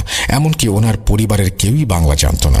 আমার সাথে কথা বলার জন্য ওনারা একজন অনুবাদক রেখেছিলেন যে আমাদের একে অপরের কথা বুঝিয়ে দিচ্ছিল। ওনার পরিবারও সেই মহিলার হাজব্যান্ডকে বাংলায় কথা বলতে দেখে রীতিমতো অবাক হয়ে গিয়েছিল। আমি ওনাদের বললাম, আপনারা একটু বাইরে গিয়ে বসুন, আমাকে একা একা রোগীর সাথে কথা বলতে দিন। এখন যেহেতু উনি একজন রয়্যাল ফ্যামিলির ওয়ারিশ, সেহেতু ওনার কিছু প্রোটোকল ছিল। ওনারা আমাকে একা রেখে যেতে একটু ভয় পাচ্ছিলেন। ওনাদের নিরাপত্তা কর্মীরাও আমাকে একা ওনার সাথে কাজ করতে দিচ্ছিলেন না। অবশ্যই আর কোনো উপায় না দেখে ওনাদের পরিবার আমার কাজের অনুমতি দিলেন। ঘরের ভেতরে যেতেই আমি ওনাকে জিজ্ঞেস করলাম, বল তুই কে এবং এনাদের কেন বিরক্ত করছিস? সেই ব্যক্তি একটি কর্কশ পুরুষ কণ্ঠে আমার সাথে কথা বলতে লাগলো। আমি কিছুক্ষণ চুপ থেকে আমার জানা জাদুর পড়াগুলো পড়ছিলাম। এমন সময় হঠাৎ ওনার আওয়াজ মেয়েলি হয়ে গেল। আমি বারবার ওনাকে জিজ্ঞেস করছিলাম যে তাকে এখানে কে পাঠিয়েছে, কি তার নাম, কিন্তু সে আমার কথার উত্তর না দিয়ে আমাকে নিয়ে বিদ্রূপ করছিল। এবার আমি রেগে গেলাম। একটা মোমবাতিতে আগুন দিলাম এবং সেটা সেই পজেস ব্যক্তির নাকের কাছে ধরলাম, যা জিনকে পুড়িয়ে মারার পদ্ধতি। যেই আমি মোমবাতি জ্বালিয়ে আমার জাদুর আয়াত পড়ে কাজ করতে শুরু করলাম, কিছুক্ষণের মাঝেই জিনটা পুড়ে ছাই হয়ে গেল। কিন্তু জিনটা পুড়ে যাওয়ার পর যেটা হলো সেটা আমি কখনো ভাবিনি। আমি ওই ঘরটাকে বেষ্টনী দিয়ে ঘিরে রেখেছিলাম, তবুও বাকি জিনগুলো ভেতরে ঢুকতে শুরু করলো। আমি হতবাক হয়ে গেলাম যে আজ পর্যন্ত কেউ আমার এই বেষ্টনী পার করতে পারেনি। বেষ্টনী ভাঙতে পারলেও তারা আমার উপর হামলা করতে পারছিল না সামাইল আর মারুর জন্য। আমি বুঝতে পারছিলাম যে তাদের পেছনে যে কেউ আছে সে খুবই শক্তিশালী। আমি আমার জানা সবচেয়ে শক্তিশালী আমল বের করলাম, যেটা আমি আগে কখনো ব্যবহার করিনি, কারণ কখনো প্রয়োজন পড়েনি। যেই আমি সেটা পড়তে শুরু করলাম, জিনগুলো সব ঘর থেকে বেরিয়ে চলে যেতে লাগলো। কিন্তু ওই পজেস ব্যক্তির ওপর নতুন এক জিনের আবির্ভাব হলো। সে আমাকে বলছিল যে আমাদের জাদুকর আপনার সাথে দেখা করতে চাইছে। আমি সামাইলকে বললাম, ওর সাথে যাও এবং দেখা করো সেখানে কি হচ্ছে আর কে এই ব্যক্তি যে এই লোকের ওপরে কালো জাদু করেছে। সামাইল সেই জিনের সঙ্গে সেই জাদুকরের ডেরায় গেল। সে সেখান থেকে ফিরে এসে আমাকে বলল সেখানে প্রায় 14 জন জাদুকর আছে। এটা একটা আফ্রিকান দেশ যেখান থেকে এই জাদু করা হচ্ছে। সেই জাদুকর বার্তা পাঠিয়েছে যে যদি আমরা একে অপরের সঙ্গে লড়াই করি তাহলে দুজনেরই জীবন বিপদের মুখে পড়তে পারে। তাই ভালো হবে যদি আমরা নিজেরা লড়াই বন্ধ করি এবং এই সমস্যার সমাধান খুঁজে বের করি। সেই জাদুকর আমাকে সেই ব্যক্তির নামও বলেছিল যে এই জাদু করতে আদেশ দিয়েছে। আমি এরপর সেই পজেস ব্যক্তির ওপর থেকে পজিশনের সমস্যার কাজটা শেষ করলাম এবং ওনার পরিবারকে পুরো পরিস্থিতির খবর জানিয়ে দিলাম। ওনাদের পরিবারের সন্দেহ যে ব্যক্তির ওপর ছিল সেই সন্দেহই ঠিক ছিল। নিজের আপন ছোট ভাই তার নিজের বড় ভাইয়ের ওপর সম্পত্তির লোভে জাদু করিয়েছে। ছোট ভাইটা শহরের বাইরে থাকায় তাকে জলদি বাড়িতে ফেরার জন্য খবর পাঠানো হলো। পরের দিন ছোট ভাই আসার পরে সে আমাদেরকে জাদুকরের লোকেশন বলে দিয়েছিল যার মাধ্যমে সে এই জাদু করাচ্ছিল। কারণ আমার দেয়া এত সব প্রমাণ দেখে ছোট ভাই যথেষ্ট ভীত হয়ে গিয়েছিল এবং সবকিছু স্বীকার করতে বাধ্য হয়েছিল। এরপর সে এই জাদু তুলে নেবে বলে সবাইকে আশ্বস্ত করে। এখন যেহেতু দুটো পক্ষই পিছিয়ে এসেছে সেহেতু ওনারা নিজেরাই সেই সম্পত্তির বিরোধটাও শান্তিপূর্ণভাবে মিটিয়ে ফেললেন। সেই রয়্যাল ফ্যামিলি আমাকেও একটা বড় পুরস্কার পাঠিয়েছিলেন। এরপর এই ঘটনাগুলো বলার কারণ হলো যে যারা আমাকে জাদুকরি বলেছে তাদের উদ্দেশ্য করে এসব বলা। এগুলো আসলে জাদু বললেও কোনো জাদু নয়। এগুলো আসলে একটা প্রক্রিয়া যার মাধ্যমে আমি খারাপ কাজও করতে পারি, ভালো কাজও। আপনাদের সবাইকে আন্তরিকভাবে ধন্যবাদ জানাই এই ঘটনাটি শোনার জন্য এবং রাসেল ভাইকে ধন্যবাদ জানাই এত কষ্ট করে এত সুন্দরভাবে উপস্থাপন করার জন্য। ঘটনাটি যদি আপনাদের কাছে এতটুকু ভালো লেগে থাকে তবে আপনাদের কাছে কৃতজ্ঞ থাকবো। আর যদি ভালো না লেগে থাকে তাহলে আমি আপনাদের কাছে ক্ষমা প্রার্থী। আমি আবারও বলতে চাই যে এই জাদুকরণী মহিলার ভাষ্যের কোনো দায়িত্ব আমি নিচ্ছি না। সকলের সুস্থতা কামনা করে মোহাম্মদ সাবিত আলম আজ বিদায় নিচ্ছি। আবারও ফিরে আসব নতুন কোনো সপ্তাহে নতুন কোনো ঘটনা নিয়ে। ভালো থাকবেন। আল্লাহ হাফেজ। এই বলে সাবিত আলম তার ঘটনা শেষ করেছেন। বেশ লম্বা একটা ঘটনা এবং যে ঘটনাটি তিনি শেয়ার করেছেন এবং তিনি দুটো ভাগে এই ঘটনাটি প্রথমে ভাগ করেছিলেন, তারপরে একসাথে দুটো ঘটনা পাঠিয়েছেন। তিনি একটি ঘটনারই দুটি অংশ ছিল, সেটা একসাথে করে পাঠিয়েছেন। থ্যাংক ইউ সাবিত আলম, আপনাকে অসংখ্য ধন্যবাদ এবং আশা করছি যে আপনাদের কাছে ওই ঘটনাটি ভালো লেগেছে।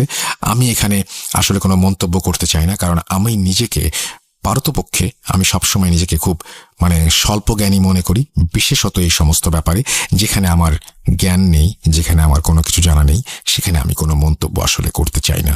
আর বাকিটা সাবিত আলম নিজেই বলে দিয়েছেন, যেহেতু উনি স্টোরি টেলার, উনি যেটা বলেছেন সেটাই আমার কাছে মনে হয় যে আপনাদের কাছে গ্রহণযোগ্য বেশি হবে। আমি চলে যাব আমাদের পরবর্তী ঘটনায়।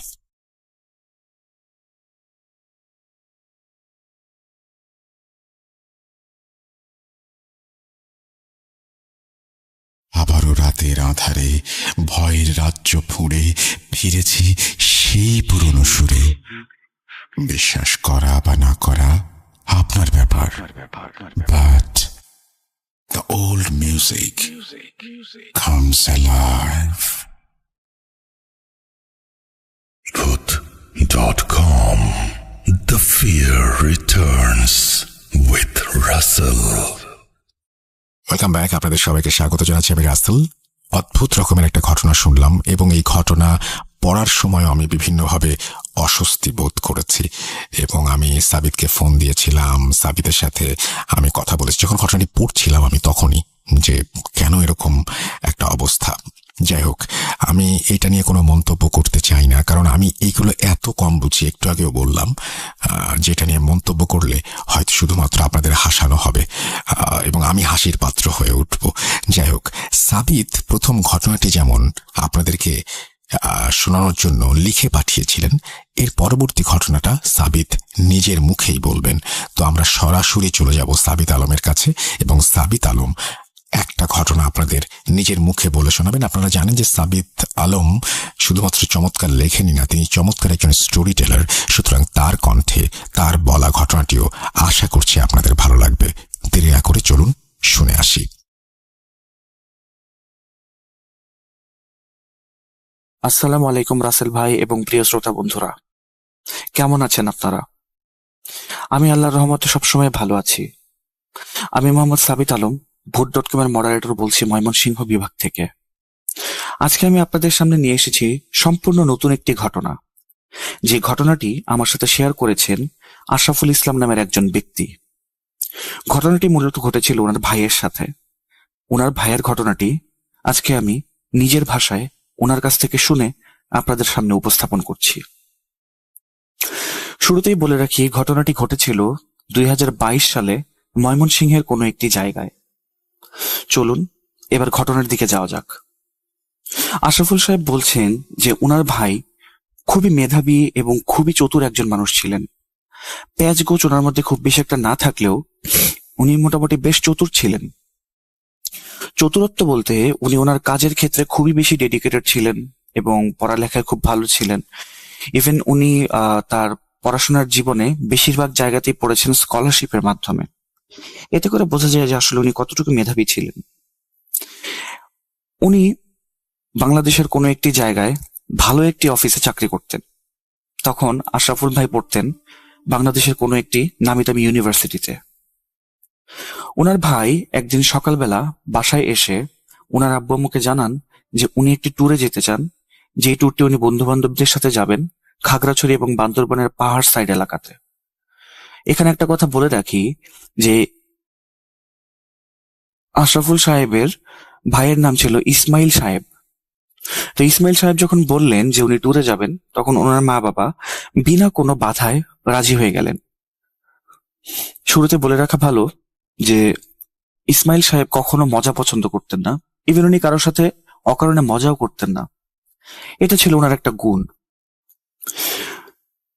ট্যুর থেকে ফিরে আসলে ওনার বিয়ের কথা চলবে এই বলে জানিয়ে দিলেন ওনার বাবা মা ওনাকে। এই কথা জানানোর পরে ওনারও কোনো আপত্তি ছিল না আসলে বিয়ে শাদী করতে। তো পরিবারের বাকি যে ভাই বোনেরা ছিল ওনারা বেশ ভালোই খুশি হন যে পরিবারে একটা সুন্দর সময় আসতে যাচ্ছে, একটা সুন্দর টাইম আসতে যাচ্ছে যেখানে হচ্ছে বড় ভাইয়ের বিয়ে হবে, পরিবারের মধ্যে একটা সুন্দর একটা অনুষ্ঠান হবে। খুবই সুন্দর একটি সময়। শুধুমাত্র দেরি ছিল ওনার ভাইয়ের ট্যুর থেকে ফিরে আসা। যথারীতি ইসমাইল ভাই ওনার ট্যুরে চলে গেলেন। 7 দিন পর ইসমাইল ভাই ট্যুর থেকে ফিরে আসলেন।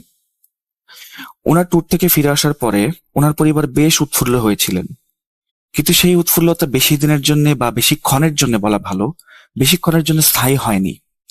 কারণ উনি সবসময় অফিস থেকে হোক বা যেখান থেকেই হোক বাসায় ফিরে সবসময় ওনার আব্বু আম্মুর অবস্থান জিজ্ঞেস করতেন যে আব্বু তুমি কেমন আছো, আম্মু তুমি কেমন আছো, বা ভাইদেরকে খোঁজ নিতেন যে তোমরা কেমন আছো, বোনদের সাথে কিছুক্ষণ কথাবার্তা বলতেন। কিন্তু এবার ট্যুর থেকে ফেরার পরে উনি কারোর সাথে কোনো কথা না বলে একেবারে ডিরেক্ট ওনার নিজের রুমে গিয়ে দরজায় তালা লাগিয়ে দিলেন। এই অবস্থা দেখে পরিবারের বাকি সদস্যরা মোটামুটি অবাক হয়ে যান যে এটা কি হলো। ইসমাইল তো কখনোই এরকম করে না। ও তো বাসায় এসে সবার আগে হচ্ছে মানুষের স্বাস্থ্য সম্পর্কে জিজ্ঞেস করেন, বাসায় থাকা সকল মানুষের। তো আজকে এটা কি হলো আসলে? যাই হোক, ওনারা চিন্তা করলেন যে ও হয়তো বা টায়ার্ড, এই কারণে হচ্ছে ও আজকে ঘুমাবে, এই কারণে নিজের রুমে চলে গেল, হয়তো বা খাওয়া দাওয়া করে এসেছে বাহির থেকে। সেদিনের মতো উনি ঘুমিয়ে গেলেন। তো আশরাফুল সাহেব যিনি ঘটনা বলছেন উনি বললেন কি যে ভাই কি রাতে খাওয়া দাওয়া করবে না? ওনার আম্মুকে উনি বললেন যে আমি তাহলে ভাইকে ডেকে নিয়ে আসি। তো ওনার আম্মু বললেন যে না থাক, দরকার নেই, ওকে ডাকার দরকার নেই, ও ওর মতো আজকে ঘুমাক। তো সেদিনের মতো খাওয়া দাওয়া শেষ করে সকলেই ঘুমিয়ে গেলেন। এর পরের দিনের ঘটনা, সকল ভাই বোনেরা এবং বাসার মা বাবা যারা আছেন সবাই ঘুম থেকে উঠে গেলেন, কিন্তু সেখানে ইসমাইল ভাইয়ের কোনো উপস্থিতি দেখা গেল না। যদিও ইসমাইল ভাই সবার আগে ঘুম থেকে উঠে ফজরের নামাজ আদায় করে উনি শরীর চর্চা করে তারপর অফিসের জন্য প্রস্তুত হন, কিন্তু সেদিন উনি ঘুম থেকে আর ওঠেননি।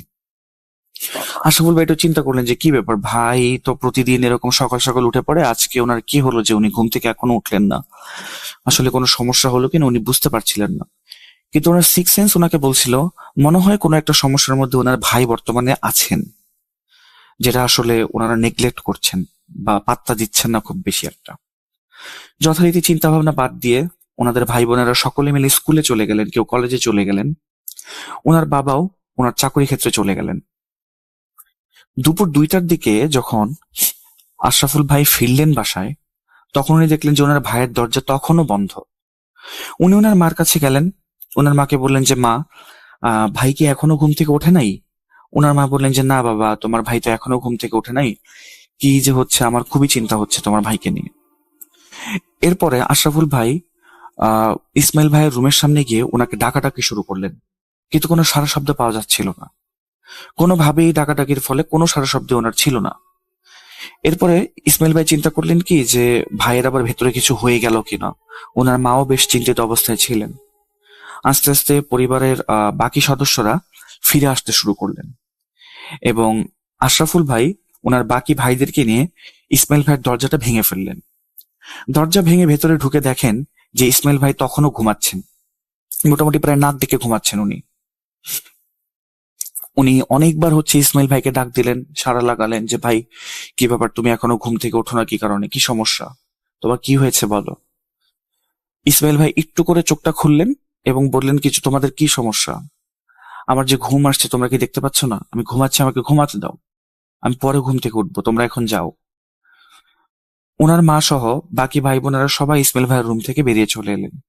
কিছুটা স্বস্তি বোধ করছিলেন ওনারা যে ইসমাইল ভাইয়ের কিছু হয়নি বা উনি সুস্থ অবস্থাতেই আছেন। ইসমাইল ভাইয়ের মা চিন্তা করছিলেন কি যে ও অফিস আজকে হয়তো এই কারণে যায়নি, কারণ ওর শরীরটা হয়তো বেশি একটা ভালো নেই, ও হয়তো বাবার ছুটিয়ে নিয়েছে, তো ঘুমাক, সমস্যা নেই। সেই দিন উনি মোটামুটি প্রায় রাত 9টা পর্যন্ত ঘুমিয়েছিলেন এবং যখন রাত 9টা বাজে তখন ইসমাইল ভাইয়ের বাবা বাড়ি ফিরে আসলেন। বাড়ি ফিরে এসে উনি আশরাফুল ভাইকে ডেকে জিজ্ঞেস করলেন, তোমার ভাই কি এখনো ঘুম থেকে ওঠেনি? আশরাফুল ভাই বললেন যে না, আমার ভাইয়া তো এখনো ঘুম থেকে ওঠেনি, ওকে কি ডাক দিব? তো ওনার বাবা বললেন যে হ্যাঁ, তোমার ভাইকে গিয়ে ডাকো। আর ইসমাইল ভাইয়ের আব্বু ওনার আম্মুকে বলেন কি যে বুশরা, তুমি আজকে আমাদের খাবারটা ছাদে দিয়ে দাও, কারণ আজকের ওয়েদারটা খুব সুন্দর, হালকা হালকা বাতাস আছে, আমরা ছাদে বসেই খাবো। ইসমাইল ভাই এবং আশরাফুল ভাইয়ের আম্মুর নাম ছিল বুশরা এবং ওনার বাবার নাম ছিল মুস্তাকিম সাহেব। তো মুস্তাকিম সাহেবের কথা শুনে ইসমাইল সাহেবের আম্মু ছাদের মধ্যে সবার বসার একটা ব্যবস্থা করলেন। সেই অনুযায়ী খাবার দাবারের ব্যবস্থা করা হলো, একটু একটু করে খাবার দাবার আসছে তখন মুস্তাকিম সাহেব ওনার ছেলে আশরাফুল সাহেবকে বললেন কি যে তুমি এবার তোমার ভাইকে ডেকে নিয়ে এসো। তো উনি যখন ওনার ভাইকে ডাকতে গেলেন, ওনার ভাই বললেন কি যে হ্যাঁ তোমরা যাও, আমি আসছি। 5 মিনিট হয়েছে, ওনারা খাবার দাবার খাচ্ছেন না, তখন আর কি খাবার দাবার এসে রেডি খাবার জন্য। মোটামুটি 10 মিনিট পার হয়ে যাওয়ার পরেও কেউ তখনও খাবার খাওয়া শুরু করেননি। ইসমাইল ভাইয়ের জন্য সবাই অপেক্ষা করছিলেন। এরকম টাইমে হঠাৎ করে ওনাদের পেছন থেকে নূপুরের আওয়াজ শোনা গেল, যে কোনো একটা মহিলা মানুষ নূপুর পরে আসছে। আশরাফুল ভাই আমাকে বলেছিলেন যে মহিলা মানুষের সাজসজ্জা বা পোশাক আদি এগুলো বিষয়ে ওনার খুব বেশি একটা ধারণা ছিল না তখন। পায়ের মধ্যে যে জিনিসটা পরে সেটা যে নূপুর সেটাও উনি জানতেন না, যদি ওনার বোনেরা ছিল, তারপরে উনি এই বিষয়গুলি সম্পর্কে অবগত ছিলেন না। উনি যখন ওনার বোনকে জিজ্ঞেস করেন যে এটা কিসের শব্দ হচ্ছে, ওনার বোন তখন ভেরিফাই করে বলেন যে এটা নূপুরের শব্দ, যেটা মেয়ে মানুষরা সাধারণত পায়ে পড়ে থাকে।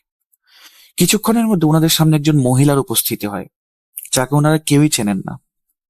বাসার বাকি সকল সদস্য ওনাকে চেনার খুবই চেষ্টা করছিলেন যে এই মহিলাটা আসলে কে। এরপরে যখন ওই মহিলাটার মুখ থেকে একটুখানি কাপড় সরল, সবার মুখ থেকে যেন একটা চিৎকার বেরিয়ে গেল, আরে এটা তো আমাদের ভাই ইসমাইল, কি বেশভূষা করে এখানে এসেছে সে। ওনারা মোটামুটি প্রায় অবাক হয়ে গিয়েছিলেন ইসমাইল ভাইয়ের এই অবস্থা দেখে। তো ইসমাইল ভাইয়ের বাবা রাগ করে বললেন কি যে ইসমাইল, তুমি এটা কি শুরু করছো? সারাদিন ঘুমাইছো ঠিক আছে, বুঝতে পারলাম, কিন্তু তুমি এরকম কাপড় চোপড় কেন পরে আসছো? যাও কাপড় চোপড় চেঞ্জ করে আসো। ইসমাইল ভাই কোনো কথা বলেন না, চুপ করে বসে আছেন। এরপরে মুস্তাকিম সাহেব বললেন কি যে তুমি কি আমার কথা শুনতে পাও নাই? তুমি কাপড় চোপড় চেঞ্জ করে আসো, এটা কিরকম বেশভূষা? ওনার এই কথা শুনে ইসমাইল ভাই খুবই গাঢ় একটি মহিলা কণ্ঠে বললেন কি, মুস্তাকিম সাহেব, নিজের কাজে দেখেন, নিজের চরকায় তেল দেন, অন্যদেরকে নিয়ে এত চিন্তা করতে হবে না, আপনি আপনার কাজ করেন। এই কথা বলার পরে মুস্তাকিম সাহেব একদম চুপ হয়ে গেলেন। ওনার ছেলের ভয়েস থেকে একটি মহিলা ভয়েসে কথা আসছে, এই জিনিসটা উনি মেনে নিতে পারছিলেন না আসলে। এরপরে যখন ওনার আম্মুর দিকে ইসমাইল ভাই তাকালেন, উনি ওনার আম্মুকে নাম ধরে ডাকা শুরু করলেন। বললেন কি, বুশরা, আমি প্লেট নিয়ে বসে আছি, তুমি কেন খাবার দিচ্ছ না আমাকে? আমাকে খাবার দাও। উনি যখন এরপরে ভয় পেয়ে ইসমাইল সাহেবের আম্মু যখন ওনাকে খাবারটা পরিবেশন করলেন, তখন উনি গোগ্রাসে একে একে সকল খাবার একসাথে খেয়ে নিচ্ছিলেন। মানে বাড়িতে যতজন মানুষ ছিল 5-6 জনের খাবার উনি একাই খেয়ে নিচ্ছিলেন। এবং যখন ওনার মা ওনাকে জিজ্ঞেস করেন যে ইসমাইল তোমার কি হয়েছে, তখন উনি চেয়ারের মধ্যে নবাবী স্টাইলে পাটা করে উপরের দিকে তুলে বসে হাতটা চেয়ারের পেছনে দিয়ে খুব অহংকারের স্বরে বলল কি, বুশরা, এত প্রশ্ন করবা না, তোমাকে যেটা করতে বলেছি তুমি ঠিক সেটাই করো। আমি চাই না তোমাদের কোনো ক্ষতি হোক। আমাকে খাবার দাবার ঠিক মতো খাওয়াও এবং তুমি ভেতরে আসো আমার সাথে, তোমার সাথে গল্প করব। এই কথা বলে ইসমাইল সাহেব ভিতরে চলে গেলেন। ওনার আম্মু তো ভয়ে একেবারে জড়সড় হয়ে গেলেন, উনি ভেতরে আর গেলেন না। সেদিনের মতো ইসমাইল সাহেব ঘুমিয়ে গেলেন। সকালবেলা ভোরবেলা দেখলেন কি সবাই যে ইসমাইল সাহেব ঘুম থেকে উঠে গেছেন, হাত মুখ ধুচ্ছেন, এবং তখন ওনাকে খুবই স্বাভাবিক লাগছিল। দেখে মনে হচ্ছিল না যে ওনার আসলে কোনো সমস্যা হয়েছে বা কোনো সমস্যা আছে। তো সকলেই কিছুটা স্বস্তির নিঃশ্বাস ফেললেন যে হয়তো বা ইসমাইল অনেক জার্নি করে এসেছিল বা খুব বেশি টায়ার্ড ছিল, এই কারণে হচ্ছে ওনার আচরণগত এরকম একটা পরিবর্তন হয়েছিল, তারা চিন্তা করেছে উইচ ইজ নর্মাল।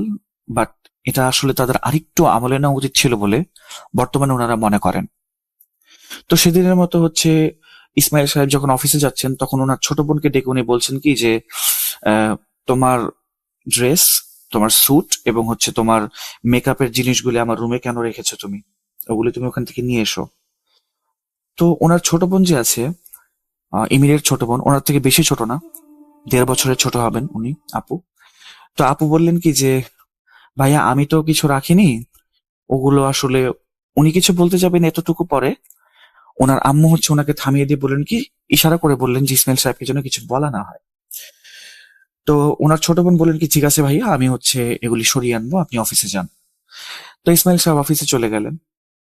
সন্ধ্যার দিকে যখন উনি বাসায় ফিরলেন, এরপর সবাই দেখলে যে ওনার হাতে মার্কেটের ব্যাগ, মানে হচ্ছে উনি মার্কেট করে ফিরে এসেছেন, শপিং ব্যাগ আর কি। তো শপিং ব্যাগের ভেতরে উনি যখন নিয়ে যাচ্ছিলেন ভেতরে, তখন দেখা যাচ্ছে যে ওখানে শাড়ি, 3 পিস, মেকআপ আইটেমস আর হচ্ছে ফিমেল ফ্রেগ্রেন্সের যে পারফিউম গুলি আছে ওগুলো ছিল সেই ব্যাগগুলোর ভেতরে। তো এরকম অবস্থায় ওনারা সবাই আরেকটু ঘাবড়ে গেলেন যে ও এগুলো আবার কেন এনেছে, মেয়ে মানুষের জিনিসপত্র কেনই বা আনলো। বাট সবাই এটাও চিন্তা করেছিলেন যে ওনার যেহেতু 2টো বোন আছে ছোট, তো 2টো ছোট বোনের জন্য আনতেই পারেন, কোনো সমস্যা হয়তো বা নেই। বাট সেদিন রাতের বেলা যখন ওনারা খেতে বসলেন, তখন ইসমাইল সাহেব আবার সেই মহিলার বেশভূষা ধরে চলে এলেন। এবং চলে আসার পরে এবার মুস্তাকিম সাহেব, মানে ইসমাইল সাহেবের বাবা, উনি কিছুটা রেগে গিয়ে বললেন কি যে ইসমাইল অনেক হয়েছে, এবার তুমি এটা বাদ দাও, আর ভালো লাগছে না এই জিনিসটা। তো উনি ইসমাইল সাহেব এই কথাটা শুনে টেবিলের মধ্যে জোরে একটা থাপ্পড় দিয়ে বললেন কি যে মুস্তাকিম সাহেব, মুখ সামলে কথা বলেন, আমি আপনার চাকর না। আর বুশরা, তুমি আমাকে তখনই খাবার পরিবেশন করবা যখন আমি এই জায়গায় এসে দাঁড়াবো, আমাকে যেন অপেক্ষা করতে না হয়। যাও খাবার নিয়ে আসো। এরপরে মুস্তাকিম সাহেব কিছু বলতে যাবেন, ওই টাইমে ইসমাইল সাহেব ওনার দিকে আঙ্গুল তুলে ইশারা করে বলেন কি যে তোমার সম্পূর্ণ খানদান আমি 1 নিমেষে শেষ করে দেব যদি এর থেকে বেশি কিছু আমাকে তুমি বলো। মুস্তাকিম সাহেব একদম চুপ। মুস্তাকিম সাহেব কিছুটা ভয় পেলেন এবং উনি ওনার টেবিলের সিট ছেড়ে উঠে চলে গেলেন। এরপরে হচ্ছে ইসমাইল সাহেব জোরে ডাক লাগালেন, বুশরা খাবার নিয়ে আসো, বুশরা খাবার নিয়ে আসো, কতক্ষণ অপেক্ষা করবো, মানে তাগাদা দিতে থাকলেন। ওনার আম্মু খাবার নিয়ে আসার পরে উনি সে আগের দিনের মতো 5-6 জনের খাবার একাই খেয়ে নিলেন। সেদিন রাতের বেলা যখন হচ্ছে ইসমাইল সাহেব তার রুমে চলে গেলেন, পরিবারের বাকি সদস্যরা চিন্তা করছিলেন যে এটা কি সমস্যা আসলে বা এটার সমাধান কি। তখন আশরাফুল সাহেব একটি প্রস্তাব দিলেন যে যেহেতু ট্যুর থেকে আসার পরে ভাইজানের এই সমস্যা, সুতরাং আমরা ওনার বন্ধু বান্ধবের সাথে যদি কথা বলি তাহলে হয়তো বা জিনিসটা সম্পর্কে জানতে পারবো। কিন্তু ওনার বাবা এই জিনিসটা করতে নারাজ, কারণ উনি চিন্তা করলেন যে যদি এই ঘটনা বাহিরে চলে যায় যে তার ছেলে সন্ধ্যার পরে বা মাগরিবের পরে এরকম মেয়েলি আচরণ করে, মেয়ে মানুষের মতো বেশভূষা করে থাকে, মেয়েলি কণ্ঠায় কথা বলে, তাহলে হয়তো বা ওনার পরিবারের এমন একটা বদনামি হবে যে এই পরিবারের মেয়েদেরকেও কেউ আর বিয়ে করবে না, বা ছেলেদেরকেও বিয়ে করার জন্য কোনো মেয়ে রাজি হবে না বা কোনো পরিবার রাজি হবে না। তো সেই ক্ষেত্রে উনি চিন্তা করলেন কি এই কাজ করা যাবে না। তো ইসমাইল সাহেবের বাবা পরদিন সকালবেলা যখন দেখলেন যে ইসমাইল সাহেব অফিসে যাওয়ার জন্য আবার রেডি হচ্ছেন এবং একদম স্বাভাবিক অবস্থায় আছেন, তখন উনি ওনাকে মানে ইসমাইল সাহেবকে বললেন কি যে বাবা তুমি কালকে অফিসে একটু ছুটি নেবে, আমরা কালকে একটু ডাক্তারের কাছে যাব। তো ইসমাইল সাহেব জিজ্ঞেস করলেন যে কেন ডাক্তারের কাছে যাব? তখন মুস্তাকিম সাহেব অর্থাৎ ইসমাইল সাহেবের বাবা বললেন কি যে দরকার আছে, তুমি এত চিন্তা করো না, তুমি কালকের দিনটা ছুটি নাও। তো ইসমাইল সাহেব বললেন যে ঠিক আছে। উনি পরদিন ছুটি নিয়ে যখন বাসায় ফিরলেন, তখন দেখা গেল কি যে ওনার হাতে একটা ভ্যানিটি ব্যাগ, মেয়ে মানুষের ভ্যানিটি ব্যাগ। ব্যাগটা একেবারে কাঁধে নিয়ে আসছেন উনি, যেরকম একটা মহিলা ব্যাগটা কাঁধে নিয়ে হচ্ছে হাঁটাচলা করে, ঠিক একইভাবে উনি ব্যাগটা কাঁধে নিয়ে হাঁটাচলা করছেন এবং হাঁটছেন যে একদম সম্পূর্ণ মেল স্টাইলে উনি হাঁটাচলাটা করছিলেন। যেই জিনিসটা দেখেও আসলে পরিবারের সবাই অনেক অবাক হয় যে প্রতিদিন মাগরিবের পরে এই অবস্থা ওনার শুরু হয়। অর্থাৎ বলতে গেলে উনি মাগরিবের পরে উনার নিজের পুরুষত্বটাকে ভুলে উনি একটা মহিলা মানুষে নিজেকে রূপান্তর করে ফেলেন। তো সেদিনের দিন আর ওনাকে কিছু বলা হয়নি। রাতের বেলা উনি খাবার টেবিলে আসার আগেই সমস্ত খাবার রেডি ছিল।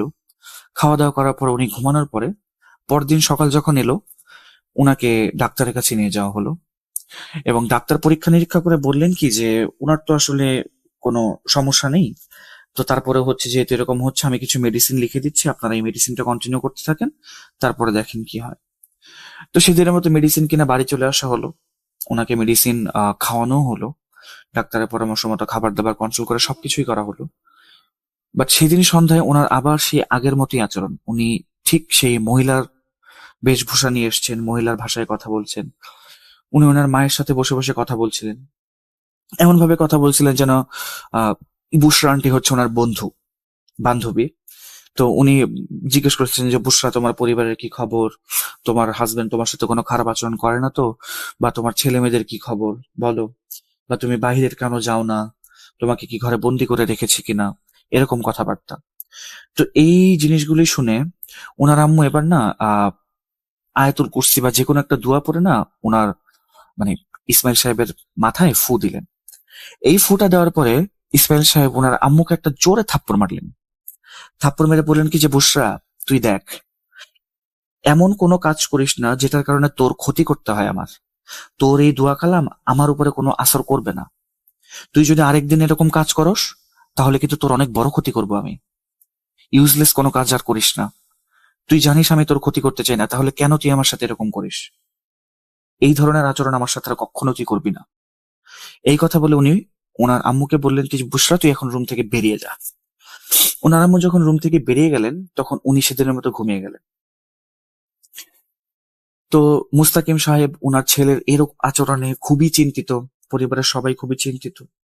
তো উনি আবার এও চিন্তা করছিলেন যে আমি যে কোনো হুজুরের কাছে নিয়ে যাব, এই ঘটনাটা যদি এলাকায় ছড়িয়ে যায় তাহলে তো সমস্যা। আর সন্ধ্যার সময় এই অবস্থার পরে যে ডাক্তারের কাছে নিয়ে যাব, তখন যদি ও হচ্ছে মহিলার ড্রেসে থাকে, তখন এলাকার মানুষ দেখলে আরেক সমস্যা। কি যে করি কিছুই বুঝতে পারছি না। ওনার এরকম একটা চিন্তা ভাবনা ছিল। উনি একদিন হচ্ছে এরকম দিন কাটতে লাগলো। একদিন হচ্ছে উনি মনের কষ্টে ওনার অফিসের একজন কলিগের সাথে এই বিষয়ে কথা বললেন। উনি বললেন কি আমার পরিচিত একজন ডাক্তার আছে, মনোবিজ্ঞানী, সাইকিয়াট্রিস্ট, উনি আসলে ওনার রেপুটেশন যথেষ্ট পরিমাণে ভালো, তো আপনি ওনাকে দেখাতে পারেন একবার। তো সেদিন অফিস থেকে বেরিয়ে গিয়ে মুস্তাকিম সাহেব সেই ডাক্তারের ঠিকানায় চলে গেলেন এবং ডাক্তারকে সাথে করে নিয়ে এসেই ইসমাইল ভাইয়ের সাথে দেখা করালেন। ইসমাইল ভাই তখনও হচ্ছে ডাক্তারের সামনে আসেননি। ও ডাক্তার এবং মুস্তাকিম সাহেব দুজন একসাথে বসে বসে কথা বলছিলেন। এরকম টাইমে ইসমাইল সাহেব নিজের ঘর ছেড়ে বেরিয়ে এলেন। ডাক্তারের কাছে এসে উনি হাসি দিয়ে বললেন কি যে ডাক্তার, তুই চিকিৎসা করতে আসছোস, তোর তো নিজের ঘর সংসারের ঠিক নাই। তোর যে কলিগ ডাক্তার আছে না, সেই ডাক্তারের সাথে তোর ওয়াইফ তো পালিয়ে যাচ্ছে, তুই তো জানিসই। নিজের ঘর আগে সামলা, নিজের বউয়ের হচ্ছে মানসিক সমস্যাটা আগে সমাধান কর, এরপরে হচ্ছে আমার সমস্যার সমাধান করতে আসিস। যা, ওঠ এখান থেকে যা। এই কথা বলে উনি ওনার আম্মুকে ডাক দিলেন যে বুশরা, আমার খাবারের সময় হয়েছে, আমার জন্য খাবার নিয়ে এসো। ডাক্তার যখন বের হলেন, উনি মুস্তাকিম সাহেবকে ডেকে নিলেন বাইরে এবং বললেন কি যে ভাইজান, আমি আসলে সাইকিয়াট্রিস্ট হলেও এরকম অনেক কিছুরই সাক্ষী আছি আমি, যে জিনিসগুলি আসলে কখনো ব্যাখ্যা করা যায় না, যেমন হচ্ছে জিন ঘটিত সমস্যা।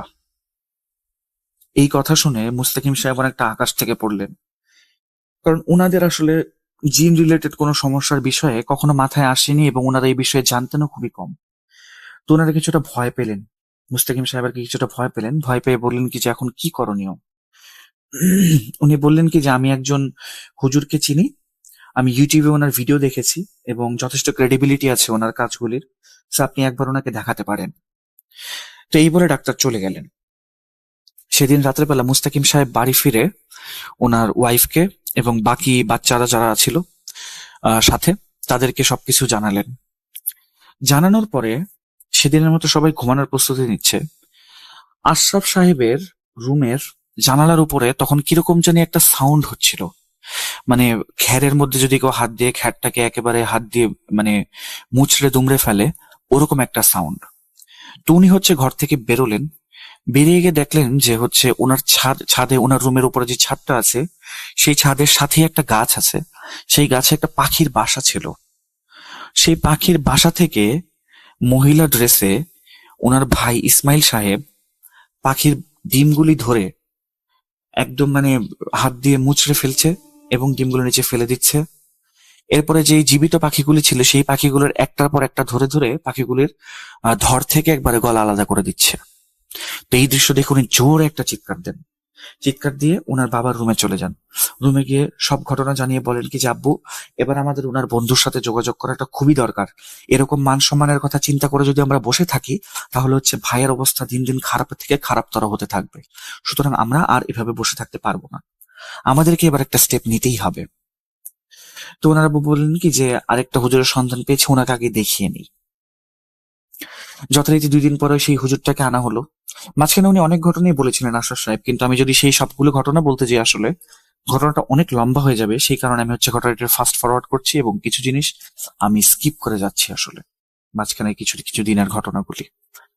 তো হুজুরটা যখন আসলেন উনি ওনার একজন মুরিদ নিয়ে এসেছিলেন এবং উনি ঘরে উনি বাই দ্য ওয়ে হুজুরটা এসেছিলেন একটা প্রাডো গাড়িতে করে, ভালোই টাকা পয়সা ছিল ওনার। উনি ওনার মুরিদের সাথে করে এসেছিলেন, 2 জন মুরিদ। তো উনি বললেন ভেতরে যাওয়ার আগে যে আমার ফিস দিতে হবে 50,000 টাকা।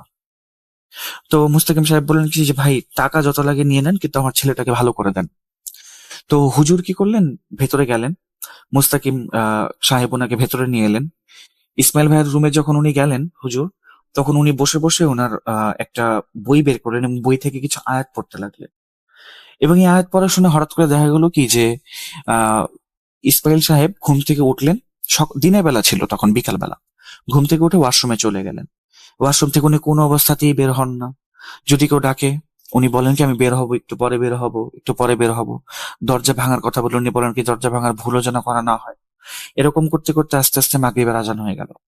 মাগরিবের আজান হওয়ার পরে উনি ঘর থেকে বের হলেন, কিন্তু ঘর থেকে বের ঘর না আসলে ওয়াশরুম থেকে বের হলেন। ওয়াশরুম থেকে উনি বের হলেন একেবারে মহিলার বেশভূষা নিয়ে।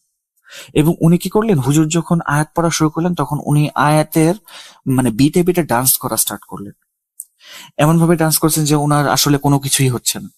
এবং উনি সেই হুজুরকে বলছিলেন কি যে দেখ তোর আয়াতের এই ক্ষমতা, তোর কোনো ক্ষমতাই নাই, তুই কিচ্ছু করতে পারবি না আমার। তখন সেই হুজুরকে হুজুর আসলে মুস্তাকিম সাহেব এবং পরিবারের বাকি সকলকে রুম থেকে বেরিয়ে চলে যেতে বললেন। ওনারা বাইরে যাওয়ার 5 মিনিট পরে হুজুর বেরিয়ে এলেন রুম থেকে, হুজুরের মুরিদ আর কি, হুজুর বের হন নাই তখন, হুজুরের মুরিদ রুম থেকে বেরিয়ে এলেন। বেরিয়ে এসে বললেন কি যে আপনারা একটু ভেতরে আসেন, হুজুর আপনাদেরকে ডাকছেন। ওনারা রুমের ভেতরে ঢুকে দেখেন যে ইসমাইল সাহেব বিছানার এক কোণে বসে বসে হাসছেন হুজুরের দিকে তাকিয়ে। হুজুরকে দেখে তো ওনারা সম্পূর্ণ অবাক, কারণ হুজুরের চেহারাতে 5 আঙ্গুলের ডান গালে 5 আঙ্গুলের মানে ছাপ বসে আছে। বোঝা যাচ্ছে যে ওনাকে খুব সজোরে চড় মারা হয়েছে, একদম কালো হয়ে গেছে। তো হুজুর বললেন কি, ঘর থেকে বেরিয়ে গেলেন আর বললেন কি আমার দ্বারা সম্ভব না, আমি চলে যাচ্ছি। উনি যখন ওনার গাড়ির কাছে গেলেন তখন মুস্তাকিম সাহেব জিজ্ঞেস করলেন যে হুজুর আমার ছেলের সমস্যাটা কি। উনি কিছু বললেন না। উনি কিছু না বলে বললেন কি যে ভাইজান আপনার বিকাশ অ্যাকাউন্ট বা আপনার কোন ব্যাংক অ্যাকাউন্টের স্টেটমেন্টটা যদি আমাকে দিতেন। তারপরে উনি বললেন কি যে মুস্তাকিম সাহেব বললেন যে কেন দিব। পরে উনি বললেন কি যে আমার তো 50,000 টাকা আপনার কাছে চেয়েছিলাম, কিন্তু এই যে 15,000 টাকা যে অ্যাডভান্স নিয়েছিলাম না, ওই অ্যাডভান্স টাকাটা ফেরত দিতাম। তো মুস্তাকিম সাহেব বুঝতে পারলেন যে আসলে ওনার দ্বারা কোনো কিছু আর সম্ভব না। তারপরে উনি সেই ডাক্তার, যে ডাক্তার ওনাকে এরকম কথা বলেছিল যে ভাইয়ের উপরে জিনের আছর থাকতে পারে, ওনার সাথে আবার কথা বলার পরে উনি এবার আরেকজন মৌলবীর ঠিকানা দিলেন, যার বাসা খুব বেশি দূরে ছিল না। সেই মৌলবী সাহেব যখন আসলেন উনি ভেতরে যখন গেলেন, রুমের ভেতরে ঠিক একই কাহিনী। উনি আবার ডান্স করা শুরু করেছেন এবং কোনোভাবেই মানছেন না। এবং একটা সময় উনি কি করলেন, মৌলভী সাহেবের গলা টিপে ধরলেন। তো সবাই ওনাকে ছাড়ানোর চেষ্টা করলেন। আর অবশেষে ছাড়ানোর পরে উনি হচ্ছে ওনার আম্মুকে বলছেন যে, বুশরা, তোর হাজবেন্ডকে মানা করে দে। এরকম আলতু ফালতু হুজুর আর কতদিন আনবি, যাদের নিজেদের ইমানের কোনো ঠিক নাই। এরকম যদি আর 1-2 জন আনোস, তাহলে তোর ছেলেকেও হারাবি, সম্পূর্ণ পরিবারকেও হারাবি। তোর জামাইকে সাবধান করে দে বুশরা। এই কথা বলে উনি সেদিনের মতো ঘুমিয়ে গেলেন। উনি ঘুমানোর পরে যখন হুজুর বাহিরে আসছিলেন, তখন হুজুর মুস্তাকিম সাহেবকে নতুন একটি ঘটনা জানালেন যে, ভাইজান, আপনার ছেলের উপর আসলে জিন আছে, সেটা ঠিক আছে, কিন্তু এই জিনটা নিজে থেকে আসেনি, এটা একটা কালো জাদু। তো উনি তখন মানে কিছুটা অবাক যে কালো জাদু এটা আবার কিরকম জিনিস। আমরা তো কোনো সময় আমাদের পরিবার বা বংশগত দিক দিয়ে এই সমস্ত জিনিসের কোনো তাল্লুক তো ছিল না। কালো জাদু জিনিস এটা আমাদের সাথে কেন হবে বা কেই বা করবে? তো এই কথা শোনার পরে আশরাফ সাহেব ওনার বাবাকে বলেন যে, আব্বু, এনাফ, এখন আমাদের ওনার বন্ধুদের সাথে, মানে ভাইয়ের বন্ধুদের সাথে কথা বলা জরুরি। তো ইসমাইল সাহেবের একজন বন্ধু ছিলেন, ওনার বন্ধুর নাম ছিল ফারহান। ফারহান ভাইকে উনি হচ্ছে সেদিন ফোন করলেন। ফোন করার পরে ফারহান ভাই বললেন কি যে, ফারহান ভাইকে উনি সবকিছু জানার পরে ফারহান ভাই বললেন কি যে, ও কি এখনো এরকম করে সন্ধ্যার পরে মেয়ে হয়ে যায়? এই কথা শুনে তো আশরাফুল ভাই পুরো অবাক যে, এটা কি বলেন, আমার ভাই সন্ধ্যার সময় মেয়ে হয়ে যায়, এটা উনি কিভাবে জানেন? এরপরে হচ্ছে ফারহান ভাই বললেন কি যে, তুমি আমার বাসায় আসো, তোমার সাথে সব কথা বলছি। আশরাফুল ভাই যখন ওনার বাসায় গেলেন, তখন ফারহান ভাই বললেন কি যে, আমরা যখন আহ এই খাগড়াছড়ি রাঙামাটি এলাকাতে যাই, সেদিন একটা পাহাড় অঞ্চলের দিকে আমরা বারবিকিউ করব বলে ঠিক করেছিলাম, এবং বারবিকিউ করার সময় সেখানকার এলাকার লোকজন এসে বলছিলেন কি যে, ভাই, আপনারা এখানে আগুন ধরিয়েন না, এই জায়গাটা হচ্ছে জিনদের জায়গা, এখানে আগুন ধরাবেন না। এই কথা শুনে তোমার ভাই ইসমাইল মানে কিছুটা হুঙ্কার দিয়ে উঠে বলে যে, হ্যাঁ, এখানে কিসের জিনের সমস্যা, এগুলো কিচ্ছু না, বিজ্ঞানের যুগে আপনারা এই সমস্ত জিনিসকে মানে বাড়তি অ্যাটেনশন দিচ্ছেন, এতে কি হচ্ছে, আমাদের সমাজের ক্ষতি হচ্ছে, বা যে কোনো সমস্যাকে আমরা জিনের সমস্যা বলে চালিয়ে দিচ্ছি, একটা ভয় ক্রিয়েট করার চেষ্টা করছে। মোটামুটি অনেকটা ঝগড়াঝাটির বিষয় হয়ে যায়। তো এরপরে এলাকার লোকজন বললেন কি, সেই স্থানীয়রা বললেন কি যে, তুমি এক কাজ করো, আগামীকালকে আমাদের এখানে একজন পীর সাহেব আছেন, ওনার কাছে চলো, তারপরে তুমি সব প্রমাণ পাবে। ইসমাইল ভাইয়ের বন্ধুরা ওনাকে অনেক জোরাজুরি করলেন যে, থাক, দরকার নাই, চলো আমরা এখান থেকে চলে যাই, আর ওনাদের ওখানে যাওয়ার কালকে দরকার নেই আমাদের। কিন্তু ইসমাইল ভাই তো হচ্ছে নাছোড়বান্দা, উনি বলেন কি যে, না, আমি প্রমাণ করে দিব এরকম জিন বলতে আসলে কিছু নাই। পরদিন সকালবেলা স্থানীয় লোকজনের সাথে উনি হচ্ছে সেই পীর সাহেবের কাছে গেলেন এবং সেখানে একই লেকচার দেওয়া শুরু করলেন। যখন আর্গুমেন্টটা কিছুটা হিটেড হয়ে যায়, তখন উনি পীর সাহেবকে কিছুটা তুই তো করেই বলেন যে, তোর জিন নিয়ে তুই থাক, আমরা আমাদের মতো থাকি, বিজ্ঞানের যুগে জিনের কথা বলতেছিস, তোর তো আসলে মানে সাহস কম না, বা তুই এতটা কুসংস্কারাচ্ছন্ন কিভাবে হতে পারিস? এরকম করে কিছুটা চার্জ করে কথাবার্তা বলেন। এবং উনি যখন চলে আসছিলেন, সেই পীর সাহেব বললেন কি যে, তুই তো আমাকে এই কথাগুলো বলে গেলি, দেখিস তোর পরিণতি কি হয়। এরপরে এই কথাগুলো শুনে ফারহান মুস্তাকিম মানে এই কথাগুলো শুনে আসলে আশরাফুল ভাই অনেক অবাক হয়ে যান যে, ফারহান ভাই এত কিছু জানতেন, আমাদেরকে কেন জানালেন না? উনি ফারহান ভাইকে যখন এই প্রশ্নটা করেন, ফারহান ভাই বলেন কি যে, আমি তো ভেবেছিলাম যে ওর সবকিছু ঠিক হয়ে গেছে, যেহেতু হচ্ছে ও নিয়মিত অফিস করছে আর আমাদের সাথে নিয়মিত কথাবার্তা হচ্ছে, তো আমরা ভেবেছিলাম সবকিছু ঠিক হয়ে গেছে, এই কারণে আর পরিবারকে কিছু জানানো হয় নাই। ওনাদেরও আসলে এই বিষয়ে কোনো দোষ ছিল না, কারণ হচ্ছে ওনারা তো দেখতেই পাচ্ছিলেন যে ইসমাইল ভাই স্বাভাবিকভাবে অফিস করছেন। গেল, উনি বাসায় এসে সবকিছু হচ্ছে ওনার মা বাবাকে জানালেন। জানানোর পরে সন্ধ্যার দিকে না, সেই দিন হচ্ছে ইসমাইল ভাই অনেকটা বিকালের দিকেই ফিরে আসলেন অফিস থেকে। ফিরে আসার পরে উনি হচ্ছে ওনার বোনকে বলছেন, ছোট বোনকে, যে তোমার কাপড় চোপড় তুমি প্রত্যেক দিন আমার রুমের মধ্যে রাখো, সমস্যাটা কি আসলে আমাকে বলো। তো উনি এবার ওনার ভাইকে কনফ্রন্ট করলেন সামনাসামনি গিয়ে যে, ভাই, এই জিনিসগুলো আসলে তুমিই করো, সন্ধ্যার পরে মাগরিবের পরে তুমি একটা মহিলা মানুষের রূপ নিয়ে নাও, এরকম এরকম আচরণ করো। ইসমাইল ভাই সোফাতে বসলেন এবং বসে বললেন কি যে, হ্যাঁ, তোমার কথাটা ঠিক আছে, আমি নিজেও মাঝে মাঝে এই জিনিসটা খেয়াল করি যে মাগরিবের 8 পর্যন্ত আমার সমস্ত মেমোরিজ থাকে, এরপর আমার মনে হয় যে আমি ঘুমিয়ে গেছি এবং সকালবেলা অফিসে যাওয়ার জন্য ঘুম থেকে উঠেছি।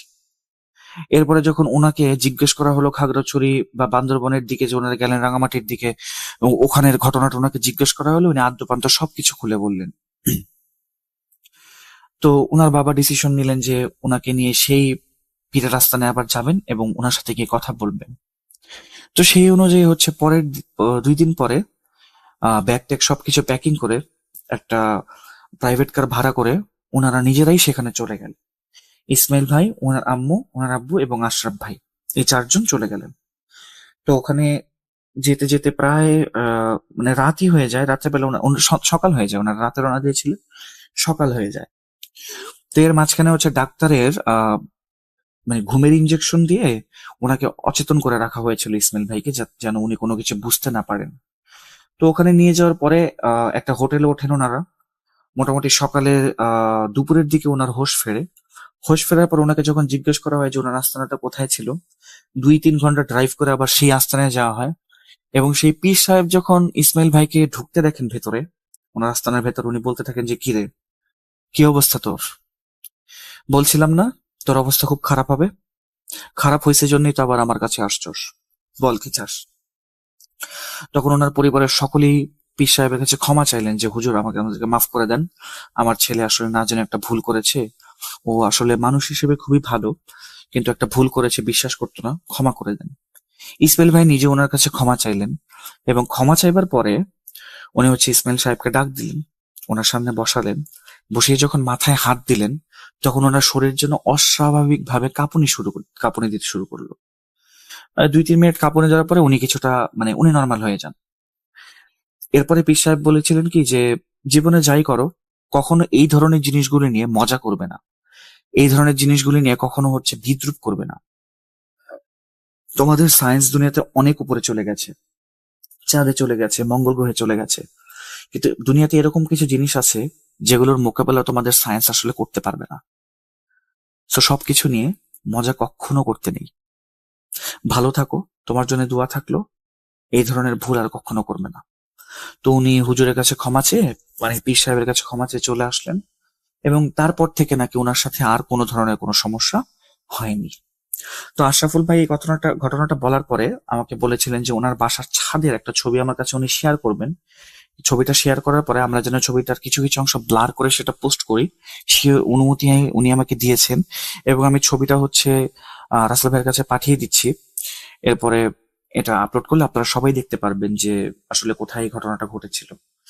তো এই ছিল আজকের ঘটনা। আশা করি আপনাদের ভালো লেগেছে। যদি ভালো লেগে থাকে তাহলে আপনাদের কাছে আমি কৃতজ্ঞ, আর যদি ভালো লেগে না থাকে তাহলে আমি আপনাদের কাছে আসলে করজোরে ক্ষমা প্রার্থী। আবারও কথা হবে নতুন কোনো সপ্তাহে নতুন কোনো ঘটনা নিয়ে। ততদিন পর্যন্ত ভালো থাকুন, সুস্থ থাকুন, আমাদের সাথে থাকুন। আল্লাহ হাফেজ।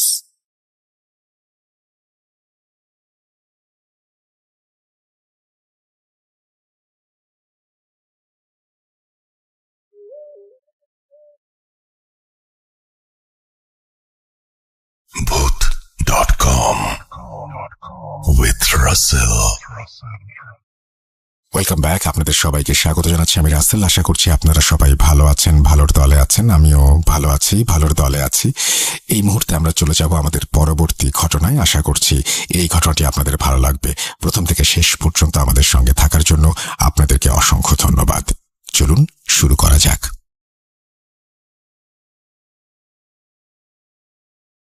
প্রিয় লিসনার এবং রাসেল ভাই, আসসালামু আলাইকুম। আশা করি সকলে ভালো আছেন এবং ভালোর দলে আছেন।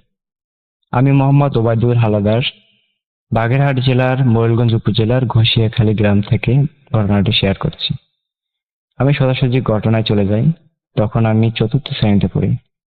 গ্রামের কম সংখ্যক মানুষের কাছে মোবাইল ছিল। আমার বড় ভাইয়ের কাছে একটা স্যামসং মোবাইল ছিল। আমি সবসময় সেই মোবাইল থেকে গান শুনতাম। একদিন বড় ভাই এবং আমি ফুলাতা বাজার থেকে বাড়িতে ফিরছিলাম। ভাইয়া ছিল আমার সামনে এবং আমি ছিলাম তার পেছনে। আমার হাতে মোবাইলে গান চলছিল এবং মোবাইলে টর্চ লাইট জ্বলছিল। তখন আমরা একটা জায়গা থেকে বাড়ি ফিরছিলাম। জায়গাটার একটু বর্ণনা দেই। আমাদের বাড়ি থেকে 1-1.5 কিলোমিটার দূরে হবে। জায়গাটা একটু ভয়ানক, কারণ এখানে অনেক সময় অনেক ঘটনা ঘটে গেছে। চারপাশে এতাল খেজুর গাছ, গ্রামের মানুষ এই গাছ চিনে থাকবে। এই গাছের পাশ দিয়ে গেলে নাকি অনেক ভয়ানক ঘটনা ঘটে।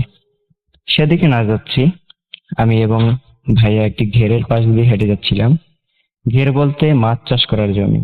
সময়টা ছিল সন্ধ্যার কিছুটা পরে এবং আকাশে চাঁদের কিছুটা আলো ছিল। চাঁদের আলোয় আশেপাশের মোটামুটি সবকিছু স্পষ্ট দেখা যাচ্ছিল। ঘেরে নতুন পানি উঠেছে। পানির পরিমাণ এমনটা ছিল, একটা মানুষ যদি পানি থেকে হেঁটে যায় তার হাঁটু পর্যন্ত হবে। চারদিক ছিল নিস্তব্ধ এবং শুনশান। আমি দেখতেছি ঘেরের ভিতরে অনেক দূর থেকে কোনো একটি লোক হেঁটে হেঁটে আসতেছে আমাদের দিকে। প্রথমে আমি ভেবেছিলাম ঘেরের কোনো পাহারাদার বা চৌকিদার হবে হয়তো। লোকটা আমাদেরকে দেখে তার হাঁটার স্পিড আরো বাড়িয়ে দিল। তখন হঠাৎ করে আমার হাতের মোবাইলটি বন্ধ হয়ে গেল। ভাবছি ব্যাটারি চার্জ হয়তো শেষ। মোবাইলটি অন করার অনেক চেষ্টা করলাম, কিন্তু অন হচ্ছিল না। খেয়াল করে দেখলাম অবয়বটি ভয়ঙ্কর কালো। যত দূরে ছিল কিছুটা হলেও মানুষের চেহারা দেখা যেত, কিন্তু মনে হচ্ছিল কালোর থেকেও কালো একটি মানুষের অবয়ব। সাধারণ মানুষের থেকে অনেকটা লম্বা ছিল। আমি খেয়াল করতেছি তার হাঁটু সমান পানি হবে, কিন্তু সে হেঁটে আসছিল, সামান্য পরিমাণ পানি নড়াচড়া করতেছে না, কোনো শব্দও হচ্ছে না। মনে হচ্ছিল পানির উপর থেকে শূন্যে ভেসে হাঁটছিল। এই অবস্থা দেখে আমি একটু ভয় পেয়ে যাই, কিন্তু ভাইয়াকে আমি কিছুই বলি না। আমি আমার দৃষ্টি অন্যদিকে নিচ্ছি না, ওইটার দিকে তাকিয়েই হাঁটতেছিলাম। অবয়বটি আমাদের থেকে 8 থেকে 10 হাত দূরে এসেই থমকে দাঁড়িয়ে গেল। একেবারে সোজা হয়ে দাঁড়িয়ে আছে। তখনও শুধু অন্ধকার কালোই দেখাচ্ছিল অবয়বটি। মনে হচ্ছিল সে অন্ধকারের ভিতরে একজন কালো অন্ধকার মানুষ। দূরের অন্য সবকিছু মোটামুটি ভালোই দেখা যাচ্ছিল, শুধু ওইটাকে ছাড়া। আচমকা কোনো একটি মাটির ঢিলার উপর আমার পাটা ধাক্কা লেগে গেল। চোখের পলক পড়তেই ঘুরে দেখি কোথাও কোনো কিছু বা কাউকে দেখা যাচ্ছে না। সে লোকটি সেখানে আর নেই। আশেপাশে তাকালাম, কোথাও কিছু দেখতে পেলাম না। সেভাবে বাড়িতে চলে আসি। পথে আর তেমন কিছু ঘটেনি। বাড়িতে এসে মোবাইল ওপেন করে দেখি 50%-এরও বেশি চার্জ রয়েছে। আমি আসলে একটু অবাকই হলাম। ভাইয়াকে জিজ্ঞেস করি, সে কিছুই নাকি দেখেনি। এই বিষয়টি আমিও ভুলে যাই। তারপর থেকে এরকম কখনো কিছু দেখিনি। তবে অনেকবার আগুনের দলা দেখেছি, এমনকি একবার আগুনের দলাটি আমার শরীরের চারদিকে 4-5 বার ঘুরপাকও খেয়েছে, কিন্তু কখনো এগুলো দেখে ভয় পাইনি। যদি সময় পাই এগুলো নিয়েই আমি কয়েকটি ঘটনা আছে, সেগুলো শেয়ার করব। আমার ইচ্ছা ছিল, যখন থেকে ভূত এফএম চলছিল আমার প্রত্যেকটা এপিসোডই কিন্তু শোনা হয়েছে, তখন থেকে ইচ্ছা ছিল আমার কিছু ঘটনা ভূত এফএমে শেয়ার করব, কিন্তু হঠাৎ করে ভূত এফএম বন্ধ হয়ে যাওয়ায় আর শেয়ার করা হলো না। তারপরে এখন আবার ভূত.com যখন চালু হলো, তখন ইচ্ছে হলো আমার ঘটনাগুলো শেয়ার করার জন্য, সেজন্য আজকে রেকর্ড করে পাঠিয়েছি। যদি ভালো হয় অবশ্যই লিসেনারদের সাথে শেয়ার করবেন। এবং রাসেল ভাই, আপনি ভালো থাকবেন, ভালো দল থাকবেন। সবাইকে আসসালামু আলাইকুম। আরো একবার আপনাদের সবাইকে স্বাগত জানাচ্ছি। আমি রাসেল। আশা করছি ভালো আছেন, ভালোর দলে আছেন। আর এতক্ষণ পর্যন্ত, প্রথম থেকে শেষ পর্যন্ত যারা শুনছিলেন আমাদের এবং এখনো আছেন আমাদের সঙ্গে, তাদের প্রতি কৃতজ্ঞতা জানাই। যারা আমাদের ফেসবুক পেজের সাথে যুক্ত আছেন তাদেরকে ধন্যবাদ জানাই। যারা আমাদের ইউটিউব চ্যানেলটি সাবস্ক্রাইব করেছেন তাদেরকে ধন্যবাদ জানাই। আপনারা সবাই ভালো থাকবেন, সুস্থ থাকবেন। 2025 আমরা চেষ্টা করব আরো দারুণ দারুণ ঘটনায় আরো ভয়াবহ করে তুলতে। আশা করছি আমাদেরকে আপনারা সাপোর্ট করবেন, আমাদের সঙ্গে থাকবেন, ভালো থাকবেন সবাই। আমরা এই মুহূর্তে বিদায় নিব এবং আপনারা প্রচুর ঘটনা পাঠান, কারণ আগামী সপ্তাহে আমরা আরো একটা ঘটনা নিয়ে আসবো। কিন্তু সামনের মাসের কথা মনে রাখতে হবে। সামনের মাসে কিন্তু ভূত.com-এর বার্থডে এবং সেখানে স্পেশাল কিছু এপিসোড আমরা আপনাদের জন্য নিয়ে আসতে চাই। প্রথম থেকে শেষ পর্যন্ত আমাদের সঙ্গে থাকার জন্য অসংখ্য ধন্যবাদ আপনাদেরকে। আজকের মতো বিদায় নিচ্ছি। সুস্থ থাকুন, ভালো থাকুন, মোস্ট ইম্পর্টেন্টলি ভূত.com-এর সাথে থাকুন। আল্লাহ হাফেজ।